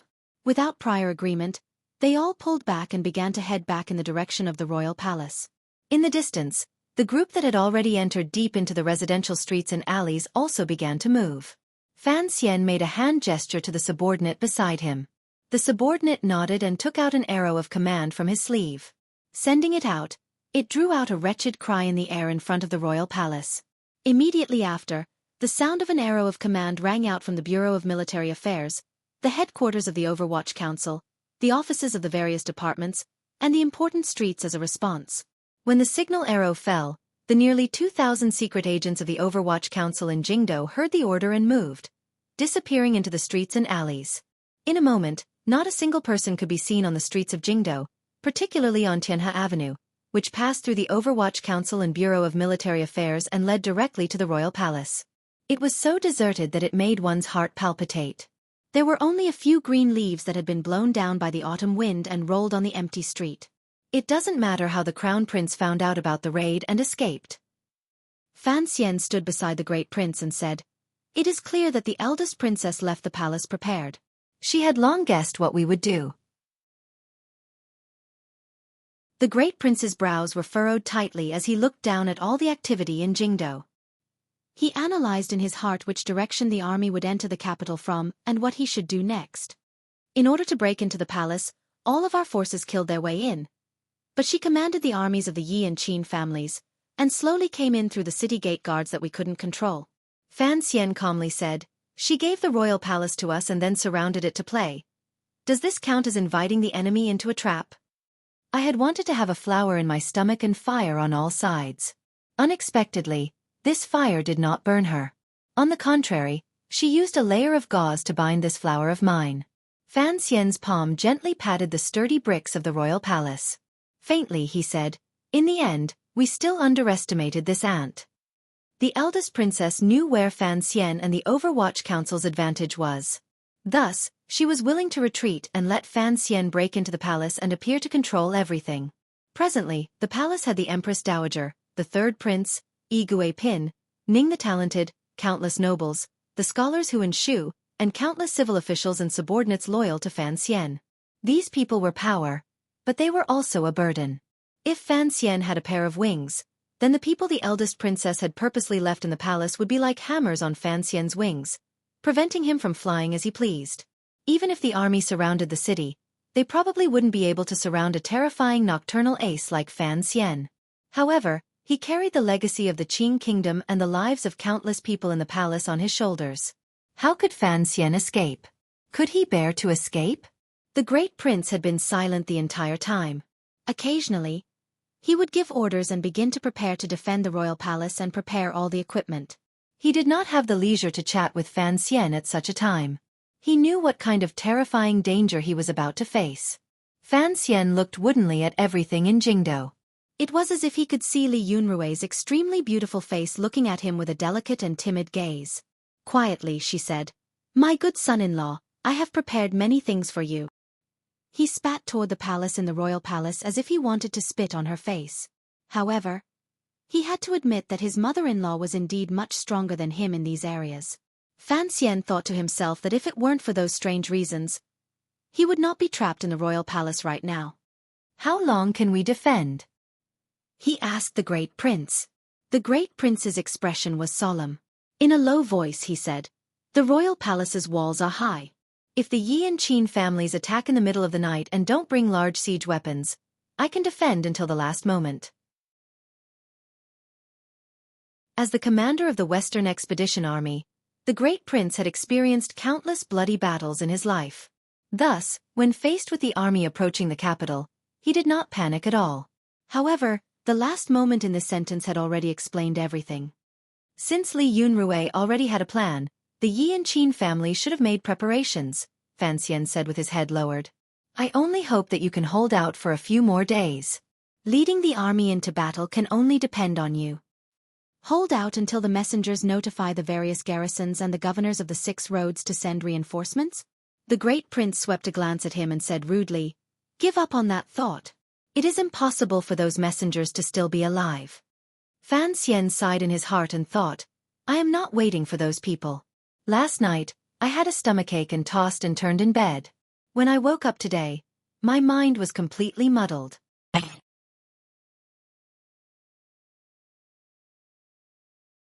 Chapter 561.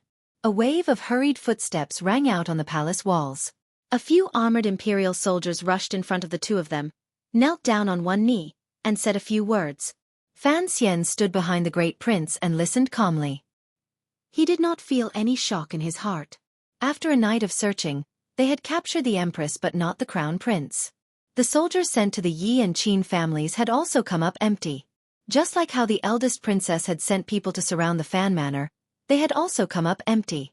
Even though these older figures no longer had the ruthlessness of the past, they could still see the direction of the storm clearly. Since the Yi and Qin families had hardened their hearts to lead the eldest princess in rebellion, how could they let Fan Xian and the others capture any useful hostages?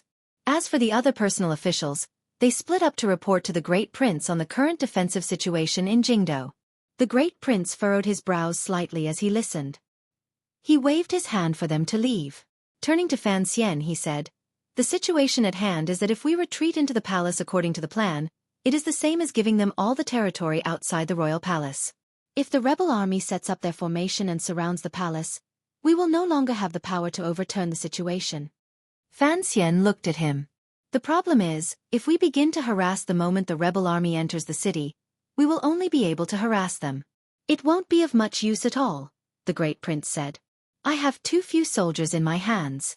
At this time, the sun had already risen. The red rays of light shone on the vermilion-red walls of the palace and then reflected out, causing the entire palace and the large square in front of it to be enveloped in a warm color. Even the clear and quiet moat at the back of the palace was soaked in a heart-palpitating red, like fresh blood. If we want to delay, we must attack the moment they enter Jingdo. The great prince looked at the morning sun and narrowed his eyes. The great prince looked at the rising sun and narrowed his eyes. The problem at hand is that the Overwatch Council's secret agents are blocked off by the 4 walls and have no way of sending in intelligence reports. We must guess which city gate the army will enter the capital from. There is some distance from the city gate to the royal palace. It is enough for us to kill some of their spirit, Fan Xian said with his head lowered. If I really have to guess which city gate the army will enter the capital from, I bet Vangyang Gate. I have the same thoughts. The great prince nodded. The rebel army was heading straight for Jingdo from Yuan-Tai camp. The closest city gate was Zhangyang Gate. Furthermore, the offices of the 13 city gate guards were also located there. Although Zhang Duqing had rebelled, only that city gate was personally controlled by him. It was the safest and smoothest route for the eldest princess army to enter the capital through that gate. The first prince frowned and said, I left a group of cavalry there. Fan Xian glanced at him. A strange light flashed through his eyes. The difference in strength between them and the enemy was too great. It was impossible to defend against the enemy outside the city gates. However, he and the great prince had to give the rebel army a deep, memorable blow the moment they entered the city. Only then could they reduce the rebel army's spirit. However, this group of soldiers would definitely be swallowed up by the surging power of the army, and not a single one of them would survive. Seeming to sense what Fan Xian was thinking, the great prince furrowed his brows slightly and said in a low voice, As a soldier of the Qin kingdom, it is only right that we risk our lives. Fan Xian thought bitterly. It was only a struggle for power among the emperor's family, yet they wanted these common soldiers to shed their blood. At this moment, a gust of morning wind swept past. Along with the wind were some voices filled with hot-bloodedness and murderous intent. It was the colonels of the imperial army who had begun to mobilize their subordinates for the final battle. For a time, the atmosphere inside and outside the imperial city was somber and the air seemed to be filled with tension. I ask you one last time. Do you want to leave? The great prince narrowed his eyes and looked at the city gate in the east. He didn't even glance at Fan Xian. Once the army has surrounded the palace, it will be impossible to break through. He and Fan Xian had discussed this a number of times. The great prince was willing to lead the imperial army to lure the rebel army into Jingdo to carry out a bloody slaughter. Fan Xian, with the help of 1,000 Overwatch Council secret agents, would lead the people in the palace to find a way out, kill their way out of the city gates, and quickly head south to Weizhou. Fan Xian gently shook his head, just like he had the last few times they had discussed it. Putting aside the possibility of success in breaking through, even if they could, he would not let the great prince be torn to pieces by the eldest princess's army alone. Furthermore, he still had a great hope in his heart that kept his feet firmly on the palace walls. He followed the direction of the great prince's gaze and stared at the increasingly solemn Zhangyang Gate under the rising sun. He didn't say a word. Jingdo did not wake up with the rise of the sun. Hundreds of thousands of commoners stayed in their homes in fear, straining their ears to listen to the movements outside. The streets between the private residences, Tianhe Avenue, and various yamens were all empty and silent. It was so quiet and cold that it made one feel that the early day was still an endless night. Jingdo had become an isolated city, a dead city. An ominous sound suddenly came through the morning wind. It seemed that the heavy Jingdo city gates had been opened by someone. There was no sound of horse hooves or horse neighing.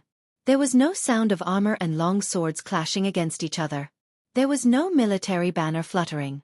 At such a distance, one shouldn't be able to hear the sound of the city gates opening and closing.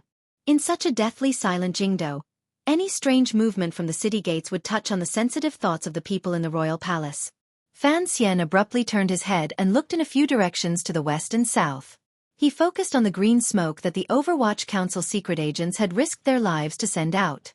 His pupils constricted slightly. A moment later, he and the great prince met each other's eyes and said, "We all guessed wrong." The expression on the great prince's face was extremely serious as he nodded his head. Green smoke rose in all directions as the horn gradually sounded.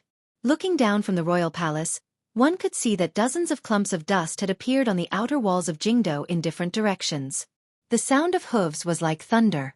It was rumbling from the city gates, following the roads in all directions in Jingdo, toward the royal palace. Fan Xian and the great prince had guessed that the rebel army would enter the capital through Zhangyang Gate. They had not expected that the rebel army would enter the capital so openly and forcefully from all 9 city gates at the same time. The two princes on the palace walls sucked in a breath of cold air and wondered just how many people the eldest princess had in the rebel army. They dared to divide their forces to enter the capital through the 9 city gates and openly suppress the city, creating such a terrifying scene. In an instant, Jingdo was surrounded by smoke. Outside Jingdo's Vangyang Gate, the yellow earth was crushed by the galloping hooves of horses. It was then kicked up and turned into a cloud of dust and smoke. It gradually rose and became a cloud of yellow smoke, blocking out the light from the rising sun above the horizon. It made both inside and outside the city gates somewhat dark. The 5,000-man cavalry army rode in a row of 5 at a steady speed toward the wide-open Zhangyang Gate. Everything appeared silent and fast. The dust kicked up by the horses' hooves was swept into the city gates by the charge of these fine horses. It looked like a headless and tailless yellow dragon struggling endlessly into Jingdo with the intention of swallowing those pitiful commoners. In the yellow soil that filled the sky, a large military flag was fluttering in the wind. A large Qin character was painted on the black flag. The last stroke of the Qin character was forcefully thrust out. It looked like an indestructible power. Even in the sky full of dust, it was still full of murderous intent. The former deputy of the Bureau of Military Affairs, the present commander of the Jingdo garrison, and the leading figure of the second generation of the Qin family, Qin Heng was under this flag. He calmly watched his army enter Jingdo with an unstoppable aura. He narrowed his eyes but did not cover his mouth and nose to avoid breathing in the yellow soil. He only calmly watched all of this. An unusually complicated emotion rose in his chest. As the commander of the Jingdo garrison, he was very familiar with Zhangyang Gate. He knew that if the city gates were tightly shut and they only relied on these 3,000 riders, they would probably not be able to charge into Jingdo even after 3 years. The Qin kingdom's capital had been surrounded by foreign enemies before, but it had never been broken into the city. This Jingdo, which did not have a long history, fully demonstrated its powerful defensive power. Now, this Jingdo city gate had finally fallen. Just as Zhuang Mohan had once said in his book, the most powerful capitals in history were often taken from the inside. The Qing kingdom's rebellion this time was no exception. Qin Heng watched all of this. As a soldier of the Qing kingdom, his emotions were complicated. He felt great admiration and fear for the eldest princess, who had easily taken control of the 13 city gate guards. However, the present situation did not allow him to think too much. The army had entered the capital through 9 city gates. The group of riders he led went through Zhangyang Gate. He had to reach the royal palace before everyone else. This time, the army had gathered the armies of the Qin and Yi families, as well as the Jingdo garrison. There were 30,000 people in total, while the royal palace's defensive power added up to less than 6,000 people. The army entering the capital had to be open and above-board. They had to suppress the people in the royal palace until their hearts trembled and they surrendered. For Qin Heng, fighting this battle with 6 against 1 was not a difficult matter. He had never thought that the people he was familiar with in the royal palace would be able to oppose such a powerful army. The horses and soldiers rushing past in front of him flashed through his eyes. Then, a person's name flashed through his mind. For Qin Heng, he was not worried about the royal palace.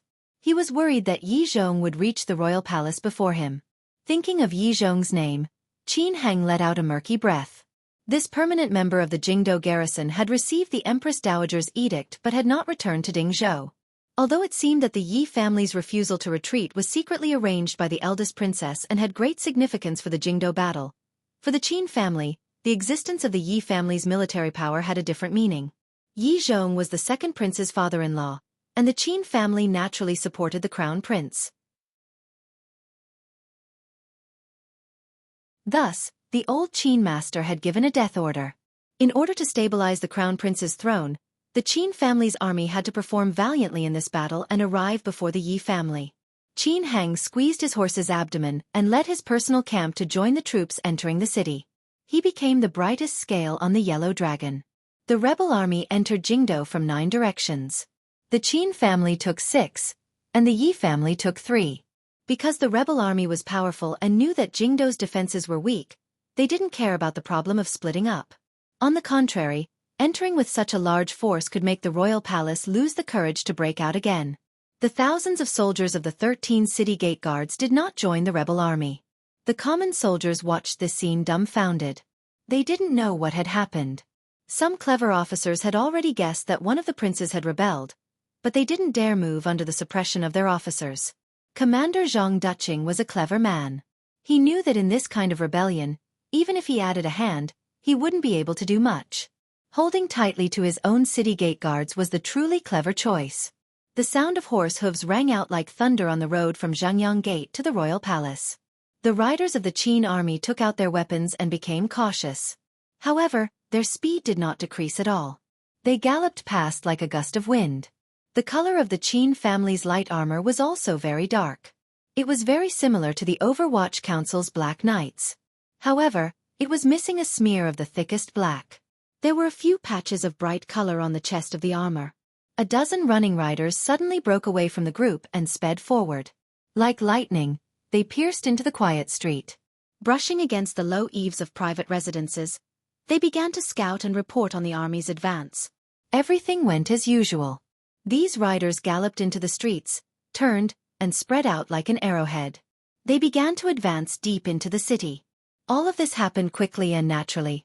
It fully demonstrated the Qing army's level of training and the power of the Qin army. The main group of riders did not slow down. They continued forward in the direction the riders had stepped in. Qin Heng rode on his horse and led his personal camp. He stared coldly at the area in front of him. He knew that Fan Xian and the Great Prince would not sit and wait for death. On this quiet street, there would certainly be ambushes and difficult killing. He didn't care how many people Fan Xian and the Great Prince had in their hands. He knew that what he wanted was the speed of the army and a powerful aura. No matter what kind of obstruction they faced, they had to use the army to ruthlessly crush through. The speed of the rebel army's advance was too fast. The riders at the front were unable to serve as scouts. They were just bravely bait. They were a bit like the martyrs in Fan Xian's world who bravely rolled through minefields. They used their lives to touch the deathly silent Jingdo and see just what kind of danger existed. However, The rebel army had already advanced 5,000 zhang from Zhangyang Gate. The dozen or so brave riders still did not encounter any snipers. Even when they could faintly see the eaves of the imperial palace illuminated by the rising sun, the streets were still quiet. Hiss! About 300 feet away from the riders, the war horses at the very front of the rebel army were breathing in Jingdo's air forcefully and maintaining a steady speed. At the same time, they began to whinny in pain. The whinny stopped. A number of war horses fell to the ground at the same time. The war horses' heavy bodies crashed ruthlessly into the green stone floor of the street, sending up a few strands of dust. It seemed to shake the entire street. The horse's head crashed heavily into the ground. Fresh blood spurted out. No matter how skilled the riders on the war horses were, they were caught unprepared by this sudden change and fell to the ground. Before they could recover from the pain of their broken legs, a few black poisoned crossbow bolts shot out from the private residences on the side of the street and pierced ruthlessly into their bodies. Just as the first few war horses fell to the ground and the riders were killed by the crossbow bolts, countless hissing sounds suddenly came from the quiet street. These sounds did not come from the mouths and noses of the galloping war horses. Instead, they came from the ground. The streets of Jingdo were paved with square stones. The gaps between the stones were filled with yellow soil. The hissing sounds came from the fine yellow soil between the stones. At the same time, the yellow soil between the stones on the long street suddenly split open. There seemed to be some mysterious power on the two sides of the street.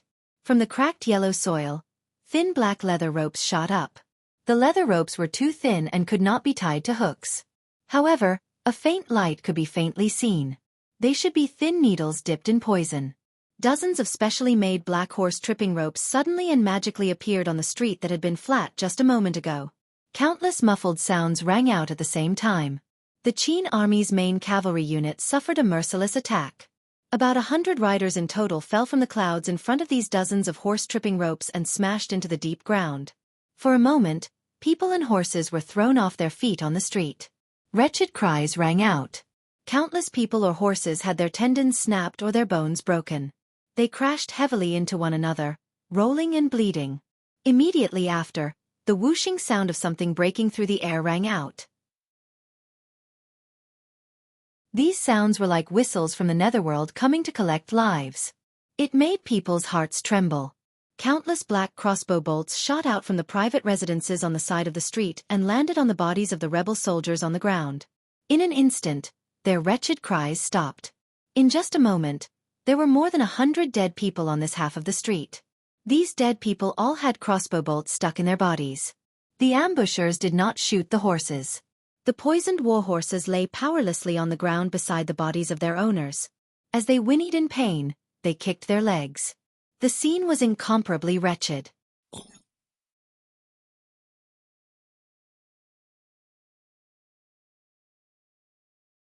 Chapter 562. Actually, I had been sick for a few days. After the stomach pain, I caught a cold, and then I had a rhinitis. Today it had finally reached its peak. I had been sitting in front of the computer for a few hours, and I had also gone to the toilet a few times. In total, I had only written a few hundred words. It was not a problem with my body, but with my mind. I had really been in so much pain that I could not write anymore. I did not write much in July, and the quality would definitely drop. This was something that I had helplessly predicted at the beginning of the month. People always had more important things to do in their lives. I felt apologetic, so I did not ask for votes this month. I asked everyone to vote for other colleagues who were more hardworking. But I did not expect that on the last day of the month, Qin Yu's monthly votes would actually squeeze into the top 6. Thinking of this, I could not help but feel endless gratitude towards everyone. Everyone is a kind person, even more kind than me. After returning home for the past 10 days, I have been working hard to write, wanting to make up for it. But I did not expect that I would not be able to persist on the last day of the month. It is really a pity, and I am also a little disappointed.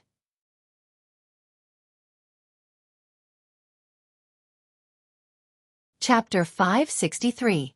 On the first day of August, as usual, I am earnestly and sincerely pulling for monthly votes. Please give the monthly votes in your hands to me. I will write them seriously. I cannot promise they will be good, but I promise I will do my best. Thank you, everyone. After this obstruction, the Qin family rebel army's momentum was forced to a halt. Their formation, bound by the Jingdo streets, couldn't help but panic. At this moment, a number of explosive shouts rang out from within the army. At the first instant, a clear and powerful order was given, stabilizing the vanguard camp. Immediately after, the shield-holding soldiers caught up from behind. Stepping over the pools of blood on Chong Street, they bravely broke through the wooden doors of the private residences on both sides of the street and charged into those dark spaces. For a moment, the streets were filled with the sound of killing, but the true situation of the killing could not be seen. With a crash, a large hole opened up in a private residence. A rebel soldier covered in blood was stabbed to death and fell out. Inside those private residences, there were still countless soldiers and Overwatch Council subordinates lying in ambush, carrying out a dangerous killing. The rebel army's discipline was strict. When Qin Hang coldly gave the order to use the lives of a large number of soldiers as the price to launch a counterattack toward the two sides of the street, the rain of crossbows attacking from all directions weakened. A bright knife light flashed. Dozens of treacherous horse-tripping ropes on the stone pavement of the street were neatly cut. These black leather ropes were like poisonous snakes with their heads cut off. They lay limply on the ground. The poisonous needles shining with a metallic luster were like the shiny liquid on the snakeskin. Qin Heng sat on his horse and stared ahead under the military flag. Abruptly, he picked up the horsewhip in his hand and lashed it down forcefully. A fierce general at his side gave a muffled grunt. Holding a long spear in his hand, he yelled, "Kill!" His leg squeezed the horse's abdomen. Leading hundreds of riders, he once again charged toward Chong Street. For a moment, there was only the sound of horse hooves rolling up like wind and thunder with an imposing aura. There were still wretched cries on Chong Street. There were still the sounds of knives sinking into bones in the private residences and the muffled sounds of bodies falling to the ground. It was difficult to see the figures of Overwatch Council subordinates. They only knew that these people were carrying out the killing work in the private residences on the side of the street. Gradually, blood seeped out from under the wooden doors. The fierce general of the Qin clan's vanguard camp ignored him and led his subordinates to charge on the long street. Only to see this person's long spear thrust out, stirring up a strong gust of wind, and with a cha sound, it pierced into a wooden door beside the horse. With a roar that shook the heavens, the general pulled back his spear. There was a black-clothed man on the spear. Fresh blood dripped from the spear. The tip of the spear had pierced through the chest of the Overwatch Council secret agent. The general under the armor released a muffled groan. With a shake of his arm, the corpse on the spear tip was flung out like a paper bag. He took the lead on a horse and once again stepped over the corpses and pools of blood on the street. Once again, he galloped forward. The black spear in his hand was completely forged from iron and steel. It was mighty and powerful, and the spear was not weak at all. Along the street, it actually picked up 5 wooden doors and killed several people in quick succession. Qin Hang stared coldly at his most ferocious general from the back.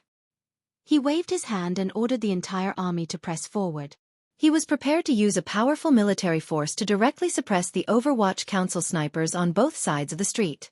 Although they had lost nearly 200 soldiers in their first encounter, Qin Heng's state of mind did not tremble at all. He had never thought that the Overwatch Council's methods in the dark could directly stop the advance of a large army. An Overwatch Council official holding a crossbow appeared on the building in front of them on the left. Through the window, he took aim at the vanguard general. Unexpectedly, before he had time to pull the trigger, an arrow had already shot into his eye socket. The official gave a muffled groan and fell down the building. Immediately after, a series of whooshing sounds rang out. The dozens of bodyguards following the vanguard general on horseback on the street held light bows in their hands and shot to the left and right. Arrows flew out quickly.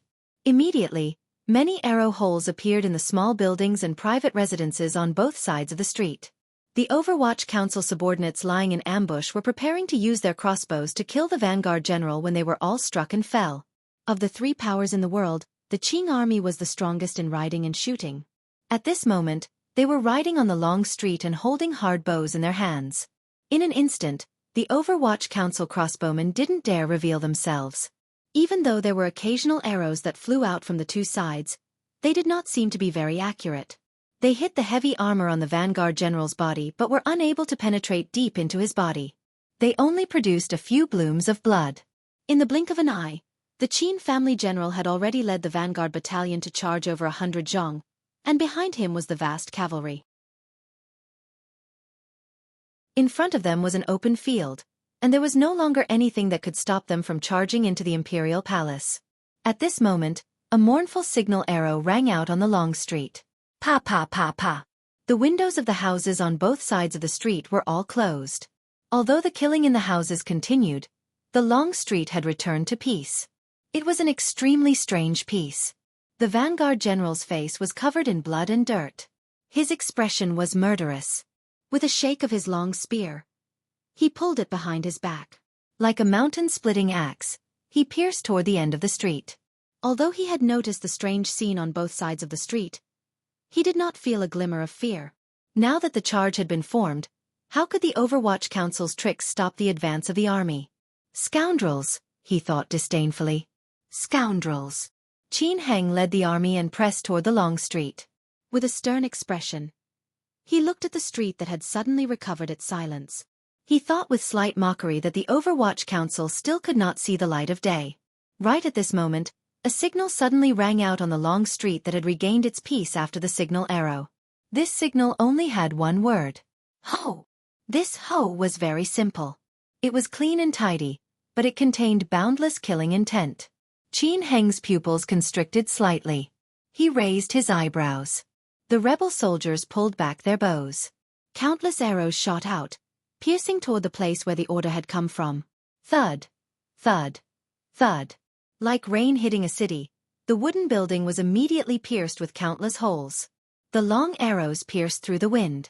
There was only a faint muffled grunt.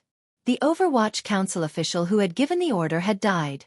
Immediately after, there was only the sound of horse hooves, the muffled sounds of killing, and the sound of arrows piercing through the air. The order rang out again. Ho! Qin Heng's expression became gloomy. He held onto the reins and ran on the street. He didn't know what the Overwatch Council's ho meant. He could have chosen to split his forces and go around this section of the street where the Overwatch Council was heavily ambushed. He could have chosen a more reliable method. However, military orders were like a mountain. Since his father had ordered him to be the first to reach the royal palace, he had to maintain his speed, even if he had to pay an even greater price. Thus, he suddenly waved the whip in his hand. The thousands of rebel soldiers on the street shouted in unison, "Kill!" Like a flood, the group of lightly armored rebel soldiers charged toward the empty and dangerous street. The vanguard general, who no one dared to stop with a long spear in his hand, had already led the dozens of riders behind him to the end of the street. Behind him, Zhangyang Gate glowed under the morning sun. The open space in front of him was attracting him. Further away, he could faintly see the royal palace still waiting for his attack. Thus, he was filled with heroism and courage. Then, he suddenly heard the thunderous sound of hooves. Then, he saw that at the empty end of the long street, over 200 cavalry had suddenly appeared. These cavalry had appeared at some point in time.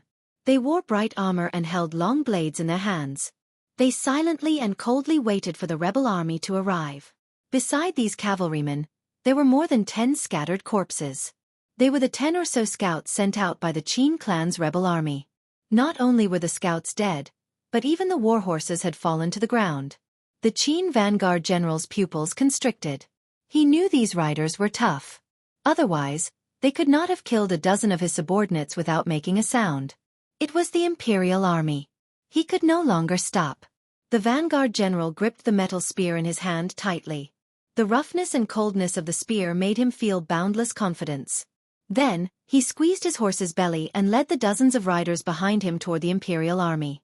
The imperial army general's entire body was covered in armor. Only his eyes were exposed. There was not a glimmer of emotion in these eyes. There was only calmness, coldness, and determination.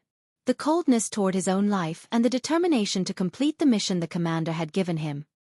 He raised the saber in his hand high. The edge of the blade flashed with light, making one shiver. He squeezed his horse's belly. The war horse under him suddenly struggled and shot out like an arrow from a bow. Just like that, the hundreds of cavalrymen charged forward with indomitable courage. They were like two different colored torrents that were about to collide head-on. Just at this moment, an Overwatch Council order suddenly rang out on the long street that had just been silent for a moment. Release! The Qin vanguard general's eyes were blood-red as he watched the Imperial Army riders charging toward him at high speed. With an explosive roar, his horse suddenly sped up. He was just about to charge out of the street when he suddenly heard this sound. His state of mind was firm and ruthless. There was not a glimmer of panic or slowing down. He didn't care at all about the scoundrels of the Overwatch Council. What he cared about was the valiant Imperial Army in front of him. He had to open a bloody path for the general and a bloody path to the royal palace. A black shadow was thrown out from a private residence by the side of the street. It just happened to appear in the air in front of the vanguard general's horse. The vanguard general raised his elbow. The tip of the spear flashed. With a ripping sound, the black shadow was immediately torn to shreds. Cloth flew wildly. The powder inside was swept into the air. Some of it landed on the vanguard general's body, but most of it landed on his horse. He held his breath. His eyes were blood-red. He knew that the Overwatch Council's use of poison was powerful, but he was not afraid. As long as the poison did not enter his heart for a moment, he would be able to force back the approaching Imperial Army. However, he was worried about his horse. Steeling his heart, he struck the back of the spear viciously against the horse's rump. The horse was startled and sped up again. A series of springs rang out. On the street that had been calm for a long time, the crossbow bolts came again. The Qin vanguard general huffed coldly and swung his spear to protect his vitals and the head of his horse. A gust of wind swept out. Countless crossbow bolts fell to the ground. Occasionally, a few bolts hit his armor. With a crisp clang, they fell powerlessly to the ground. This vanguard general abruptly discovered that among the rain of crossbow bolts, there were a few smears of unlucky red. Fire. With a swish, 3 crossbow bolts landed separately on the vanguard general's heavy armor and the head of his horse. The crossbow bolts had fire cotton tied to them and were burning with tiny flames.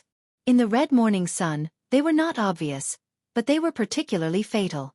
The moment the flames touched the powder on the heavy armor, they began to burn with a whoosh. From the horse's head to the heavy armor and then to the helmet, wherever it touched the powder, the flames immediately spread. In the blink of an eye, the fire burned fiercely and enveloped the vanguard general in flames. Xueqi. A terrible roar came from the flames. At this time, the vanguard was still maintaining his charging posture, but he had already become a burning torch. He roared in terror and threw away the spear in his hand, trying to put out the fire on his body. However, this had already become something he could never do. The fire the Overwatch Council had set was not so easy to put out. He knew he was done for. His heart was filled with incomparable terror. The horse was in great pain and let loose a wild gallop. Shrouded in flames, the rider and horse charged terrifyingly to the front of the Imperial Army's front line. The general of the Imperial Army looked coldly and mockingly at the man on fire charging toward him. As the two riders passed each other, he swung his long knife with a flash. The knife came out without a sound. It passed through the fire and chopped off the head of the vanguard general. With a crack, the head broke off.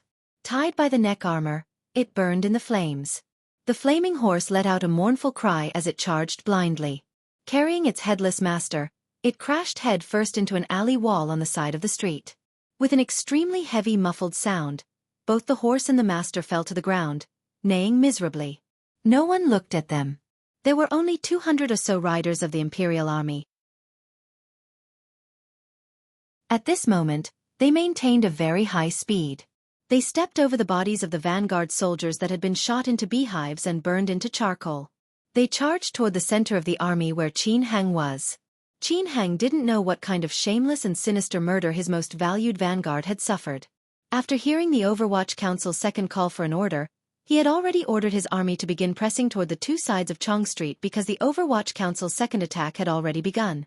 After a long silence and the two cold calls for an order, the rain of crossbow bolts fired toward the rebel soldiers became even more intense.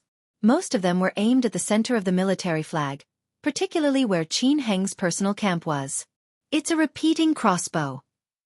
Finally, a rebel soldier cried out timidly. Amidst the howling of crossbow bolts breaking through the wind, this cry was particularly heart-shaking. Do do do do. A series of densely packed strikes rang out. The first arrow was blocked, but what about the second and third? A dozen personal soldiers bravely stood in front of Qin Heng's horse. They only had elbow shields in their hands. It was not enough to block such a dense and fast crossbow bolt. They used their bodies and the large bodies of their warhorses to act as meat shields for Qin Heng. On Chong Street, people and horses were thrown off their feet. Tragic cries rang out repeatedly. Countless rebel soldiers had crossbow bolts stuck into their faces. Fresh blood and sweat mixed together. Everywhere, there were cries for help. In just an instant, most of the soldiers around Qin Heng had died. Qin Heng knew that the Overwatch Council's target was him. His face was covered in blood and dirt. His expression appeared particularly sinister amidst the blood and dirt. It was not until this moment that he finally confirmed that Fan Xian had the Overwatch Council lie in ambush at Zhangyang Gate not just to block and stall for time. He was prepared to put his life on the line. To keep his life here. Although he didn't know why Fan Xian valued his life so much, he was stern and fearless. He only looked at the initially calm Chong Street, which was now filled with the sound of crossbow bolts, and his subordinates bravely and helplessly fighting against the poisonous powder and hidden crossbow bolts. A vein appeared on his temple. A wave of anger filled his chest. These scoundrels only knew how to use such unorthodox methods. Did they dare to delude themselves into trapping him? He pulled out the long sword at his waist and squeezed his horse's belly. The horse leaped like a dragon and leaped out amidst the crossbow bolts. He roared, "For the Qing Kingdom, kill!" The commander began to risk his life to charge the formation. The morale of the rebel soldiers rose greatly. In unison, they cried out, "Kill!" and charged deep into the two sides of the street through the rain of crossbow bolts. They used their bodies and lives to slightly suppress the Overwatch Council's second wave of attacks. After all, the rebel soldiers had the advantage of numbers. As long as they could come into direct contact with the Overwatch Council officials hiding in the darkness, they would obtain the final victory. However, at this moment, the Imperial soldiers at the other end of the street had already charged over. There were only 200 riders, but it was like there were 2,000. Thunder rumbled and a murderous aura surged. Their power could not be stopped. Like a flood, they charged into the Qin family army, which had already been forced to scatter. Both sides wore armor and had knives in their hands. Murderous intent boiled to the heavens. Although the Qin family army's formation was a bit messy, on the not very wide Chong Street, this was a head-on collision with no path of retreat. The two cavalries, which were advancing at high speed, had their first head-on collision on the long street below Zhangyang Gate.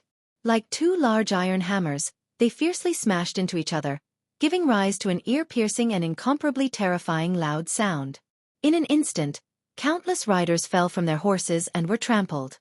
The people on the horses were stabbed to death, squeezed to death, chopped to death, or shaken to death. Knives and spears collided, armor collided, and auras collided. Qin Heng looked at this scene with an ashen face. He wondered how many people Fan Xian and the Great Prince had to have so many people lying in ambush below Zhangyang Gate. "I've smashed all the soldiers that can move inside Zhangyang Gate." Fan Xian stared at the smoke in Jingdo and said with a heavy expression, "Although I hadn't guessed that they would be so powerful as to enter from 9 city gates, since they have smashed inside Zhangyang Gate, I had to make some noise." The Great Prince glanced at him and then at the gradually approaching rebel army flags in the Jingdo streets. He couldn't help his pupils constricting slightly. In the end, it is only one path. The general trend cannot be reversed. In that instant earlier, if you had charged out from inside Zhangyang Gate, perhaps you would have had a chance to break out. "The eldest princess must have backup troops outside Jingdo," Fan Xian said. "Break out? What would I use to break out? Didn't Jinggu take 200 black knights and disappear from Jingdo?" The Great Prince glanced at him. Fan Xian didn't reply. He only looked at the square below the royal palace with a heavy expression. This square was very large. During the military parade, tens of thousands of people had lined up. At this moment, he could faintly feel the ground trembling. Presumably, the 8 paths of rebel soldiers were about to surround them. Even though he had long seen through the concept of life and death, he couldn't help but feel his heart begin to tremble. He raised his head and looked in the direction of Zhangyang Gate. He knew that the strength that he and the Great Prince had left outside the palace was mostly concentrated in that path. Regardless of who wanted to reach the palace from there, they would probably have to pay a heavy price. If he knew that it was the second-generation leading figure of the Qin family who was, at this moment, struggling to advance through crossbow bolts and poisonous smoke, he would probably laugh out loud. Fan Xian had always firmly remembered the Qin family's attack in the valley. However, he didn't know how many of those loyal Overwatch Council subordinates, as well as the Imperial Army's suicidal cavalry, would survive a moment later. Just as the Great Prince had said, a mere city gate was not enough to change the general trend. At the foot of the royal palace, a rider appeared at the corner of the street at the edge of the square. At this moment, the Imperial Army had all gathered into the palace. The square outside the palace gates was completely empty. Thus, the rider's appearance was very abrupt. It was as if a discordant black dot had suddenly appeared in the empty space. Amidst the clattering of horse hooves, the rider did not stop to rest. From the edge of the square, he charged straight to the center of the square and came to the front of the royal palace. Behind this cavalryman, a second cavalryman appeared, a third cavalryman, a 10th cavalryman, a 100th cavalryman, a 1000th cavalryman. 8 of the Qin and Yi families' armies, after sweeping away any resistance along the way, finally arrived in front of the imperial city like a dark cloud pressing down on the city. The densely packed rebel soldiers silently and coldly surrounded the entire royal palace. The murderous aura seeping through the silence and the steady aura made the hearts of the imperial soldiers on the palace walls tremble for no reason. Fan Xian and the Great Prince finally stopped chatting to hide the nervousness in their hearts. They silently watched everything in front of them. A moment later, a flag fluttering in the morning wind appeared in everyone's field of view. This flag came from the corner of the square on the long street. A large Qin character was revealed on it. Another rider came swiftly from the other side of the palace walls. In his hand was a large flag with the Yi character written on it. The last thing that appeared was a bright yellow flag. There was not a single word on it. There was only a dragon soaring through the clouds embroidered with golden thread. Its golden claws shattered the auspicious clouds as it stepped through the air. Even the dragon flag has been openly displayed. Fan Xian was silent for a long time before he finally spoke. The Qin and Yi family armies were too powerful. Although he was a 9th-level ace and had an incomparably firm temperament, he still couldn't help but feel his scalp tingle when faced with a densely packed army. "Are you afraid?" The Great Prince looked at him expressionlessly. "Anything will appear terrifying when there are too many of them. Ants are like this, mice are like this, cockroaches are like this, much less people." Fan Xian summoned a subordinate and said a few words. The 3 large flags moved slowly. Under the burning gazes of the rebel soldiers around the square and the slightly fearful gazes of the Imperial Army guards, they came to the front of the royal palace. They came behind the first rider to enter the square and fluttered in the wind. "You've been stubbornly refusing to break through. I always thought you still had some trump card up your sleeve," the Great Prince said slowly as he looked at the riders and flags in front of the royal palace with narrowed eyes. "My trump card is long gone," Fan Xian said without changing his expression. Fan Xian's expression did not change as he said, "But, I always thought that those old fellows wouldn't just leave us to die. I always thought that since the rebel army had already entered the city, they would jump out and pretend to be super scions. Unfortunately, it seems that I guessed wrong." "What are scions?" The Great Prince twitched the corner of his mouth. "I am also very confused. Has Director Chen really been poisoned?" Fan Xian looked at the mountainous army in front of the royal palace and suddenly took a deep breath. Slapping the bricks of the royal palace, he said, "Even if it's the 2 of us, so what?" The Great Prince looked at him deeply and said, "I don't want to die with you." The storm was coming, and the buildings were filled with worry. The 2 worried people in the corner of the royal palace were joking. The surrounding Imperial Army soldiers secretly watched this scene and listened to the Duke and Commander's hearty laughter. For some reason, they also felt that the rebel soldiers in front of the royal palace were not as terrifying as they had imagined. The Great Prince looked at the 3 lonely flags in front of the royal palace and the rider at the very front. He smiled slightly and said, "They are using their aura to suppress us and try to make the Imperial Army afraid. My subordinates would not be so cowardly. Why did we throw all the cards in our hands at Zhangyang Gate?"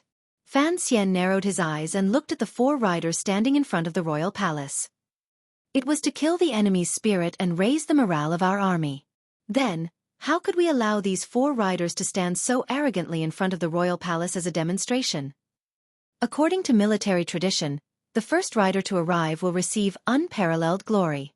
Fan Xian stared at the rider like a black dot. A moment later he suddenly said, Then let him lose his glory. The great prince furrowed his brows. As the commander of the Western Expedition Army, he had a natural respect for the Qing kingdom's military tradition. Although he greatly disliked the riders silently showing off their strength in front of the royal palace, he had never thought of doing anything. Furthermore, they were standing in a good position. It would be difficult for arrows to reach them. Fan Xian said resolutely and decisively, "I am not a soldier. I also don't understand glory. I only know that this is a matter of life and death. To still stand in front of me at this time, that is..." Before he finished his sentence, his hand had already swung down.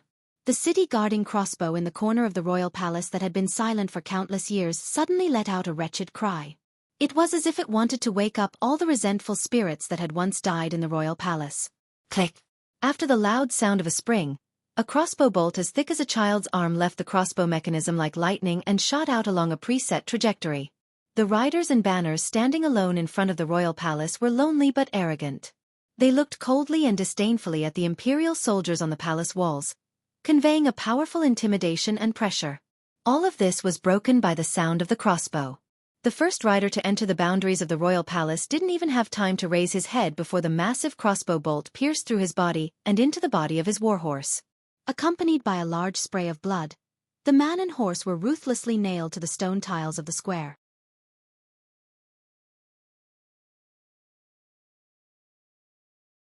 Chapter 564. The arrow of the city-guarding crossbow was like a short spear. It pierced through the flesh and blood of man and horse, piercing deeply into the cracks between the stone tiles of the square. The fine iron arrow, as thick as a child's arm, trembled endlessly and made a buzzing sound. It brought the blood of the rider's body under the arrow with it. Many people were unable to react, including the rebel army and the imperial guards on the palace walls. Tens of thousands of people stared dumbly at this scene, not daring to believe their eyes. Such a huge crossbow bolt had pierced through the cavalry's body. It was more like an iron rod from the heavens, ruthlessly smashing down from beyond the clouds. A death-like silence and an icy fear spread through the square. On the rider's body that had fallen gloriously, the three banner-holding officers also did not react. They looked stupidly at the rider in front of them who had become bloody foam and the internal organs that had been squeezed out of the ground. They didn't know how to react. Horses were different from humans. Even though they were war horses that had been chosen out of 10,000, when they saw this scene and felt the fear of that crossbow arrow, their biological instincts made the three horses neigh in unison. After being startled, they began to gallop to the side. A moment later, two military flags fluttered in the morning wind. They returned wretchedly to the rebel army's camp. The other bright yellow dragon flag fell miserably to the flat ground of the square and rolled up into a ball. It looked very unsightly. The soldier holding the flag had been startled by the city-guarding crossbow. The war horse under him had also galloped in fright. For a moment, he lost his grip and dropped the dragon flag to the ground. The tens of thousands of Qing soldiers on and off the palace walls were still death-like silent. However, their gazes had moved from the bloody mud in the square to the flag. The dragon flag that represented the dignity of the Qing royal family and the Qing army's undefeatable will. This flag that seemed to always fly in front of the army, and would not fall had fallen miserably to the ground. The emotions in the tens of thousands of eyes were complicated, angry, and not right. On the palace walls, Fan Xian narrowed his eyes and watched this scene. He smiled slightly at the great prince beside him and said, "The effect is good, isn't it?" The great prince did not reply. He thought to himself, the crown prince had raised troops today, yet he had even lost the dragon flag. He had truly embarrassed himself. The imperial soldiers on the palace walls suddenly exploded into cheers in unison. These cheers were, without a doubt, a ruthless whip in the faces of the tens of thousands of rebel soldiers below the palace walls. At that moment, the empty-handed cavalryman who had lost his flag had already returned to the rebel army's camp. He sat on his horse with his head lowered, trembling all over. He knew that he would face severe punishment from the military. As a flag-bearer, this was an honorable position, yet he had accidentally dropped the dragon flag to the ground. The hundreds of riders in the rebel army camp gradually parted. Crown Prince Li Changqian, dressed in bright armor, slowly walked out under the protection of a few generals. He only glanced at the rider and didn't say anything. The Crown Prince's gaze was very gentle, but the cavalryman felt extremely ashamed. He gritted his teeth and turned his horse around, preparing to go to the square to snatch back the dragon flag that had fallen to the ground. It did not matter even if he died. At this moment, to everyone's surprise, a general beside the crown prince spurred his horse forward and came to the side of the cavalryman. He said, "When two armies cross swords, the one who loses the flag will be beheaded." The moment the word beheaded left his mouth, the cavalryman's body trembled. He unconsciously closed his eyes but did his best to straighten his body. Then, he felt a chill on his neck. The general pulled back his knife and didn't even glance at the fallen body of the cavalryman beside him. He squeezed out a cold snort from his nose and squeezed the sides of his horse. The handsome horse beneath him shot forward like lightning. In an instant, it galloped out of the rebel army camp and headed straight for the center of the square below the palace walls. It was headed straight for the dragon flag that was curled up on the ground. Not everyone in the tens of thousands of rebel soldiers recognized this general, but they knew what he was going to do. Involuntarily, their hearts trembled and their blood surged. Tens of thousands of people roared in unison and rhythmically. Amidst the iron-blooded and awe-inspiring cries of the tens of thousands of people, the war horse beneath the general was like a flying dragon. Its four hooves seemed to rise into the air as it pierced toward the palace walls like a sharp arrow. Riding alone in the open square under the gaze of tens of thousands of people and the piercing of crossbow bolts on the palace walls, it was very heroic. The speed of the horse was very fast. The rider's skill in controlling the horse was even more impressive. It looked like it was charging in a straight line toward the palace walls. In reality, it was following a strange path. Although it took some detours, it was full of vigor. In only a moment, it had charged to the center of the square. Until now, not a single one of the city guarding crossbows had been fired. The Imperial soldiers and Overwatch Council soldiers beside the giant city guarding crossbows broke out in a cold sweat. It was impossible for them to capture the path of the rebel general's advance. Even under such high speed, it seemed that he could still keenly capture the speed of fire and defensive range of the city guarding crossbows. Fan Xian stared at this scene with narrowed eyes. He felt that in the blink of an eye, this rebel general had already charged to his feet and in front of the dragon flag. The city guarding crossbows had just demonstrated their power once, and this rebel general had already charged over. Such vigor and courage was truly admirable. For some reason, Fan Xian suddenly thought of 13th Wang. His heart jumped slightly. He was just about to raise his hand when he used a great deal of willpower to order himself to slowly lower it. This small action did not fall into the eyes of the great prince because he was also watching the one-man show of two armies fighting for power in front of the palace walls with a stern expression. When two armies crossed swords, vigor was the most important. The flag was the power. Capturing the flag was capturing the power. The rebel general on the horse rode to where the dragon flag was. He did not slow down. Using superb riding skills, he hung one foot on the pedal and reached down with one hand. Easily, he picked up the dragon flag.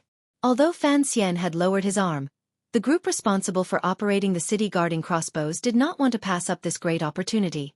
They pulled on the heavy spring of the crossbow mechanism. With a muffled bang, the thick palace walls seemed to tremble with the release of the giant crossbow. The neigh of a horse rose into the sky.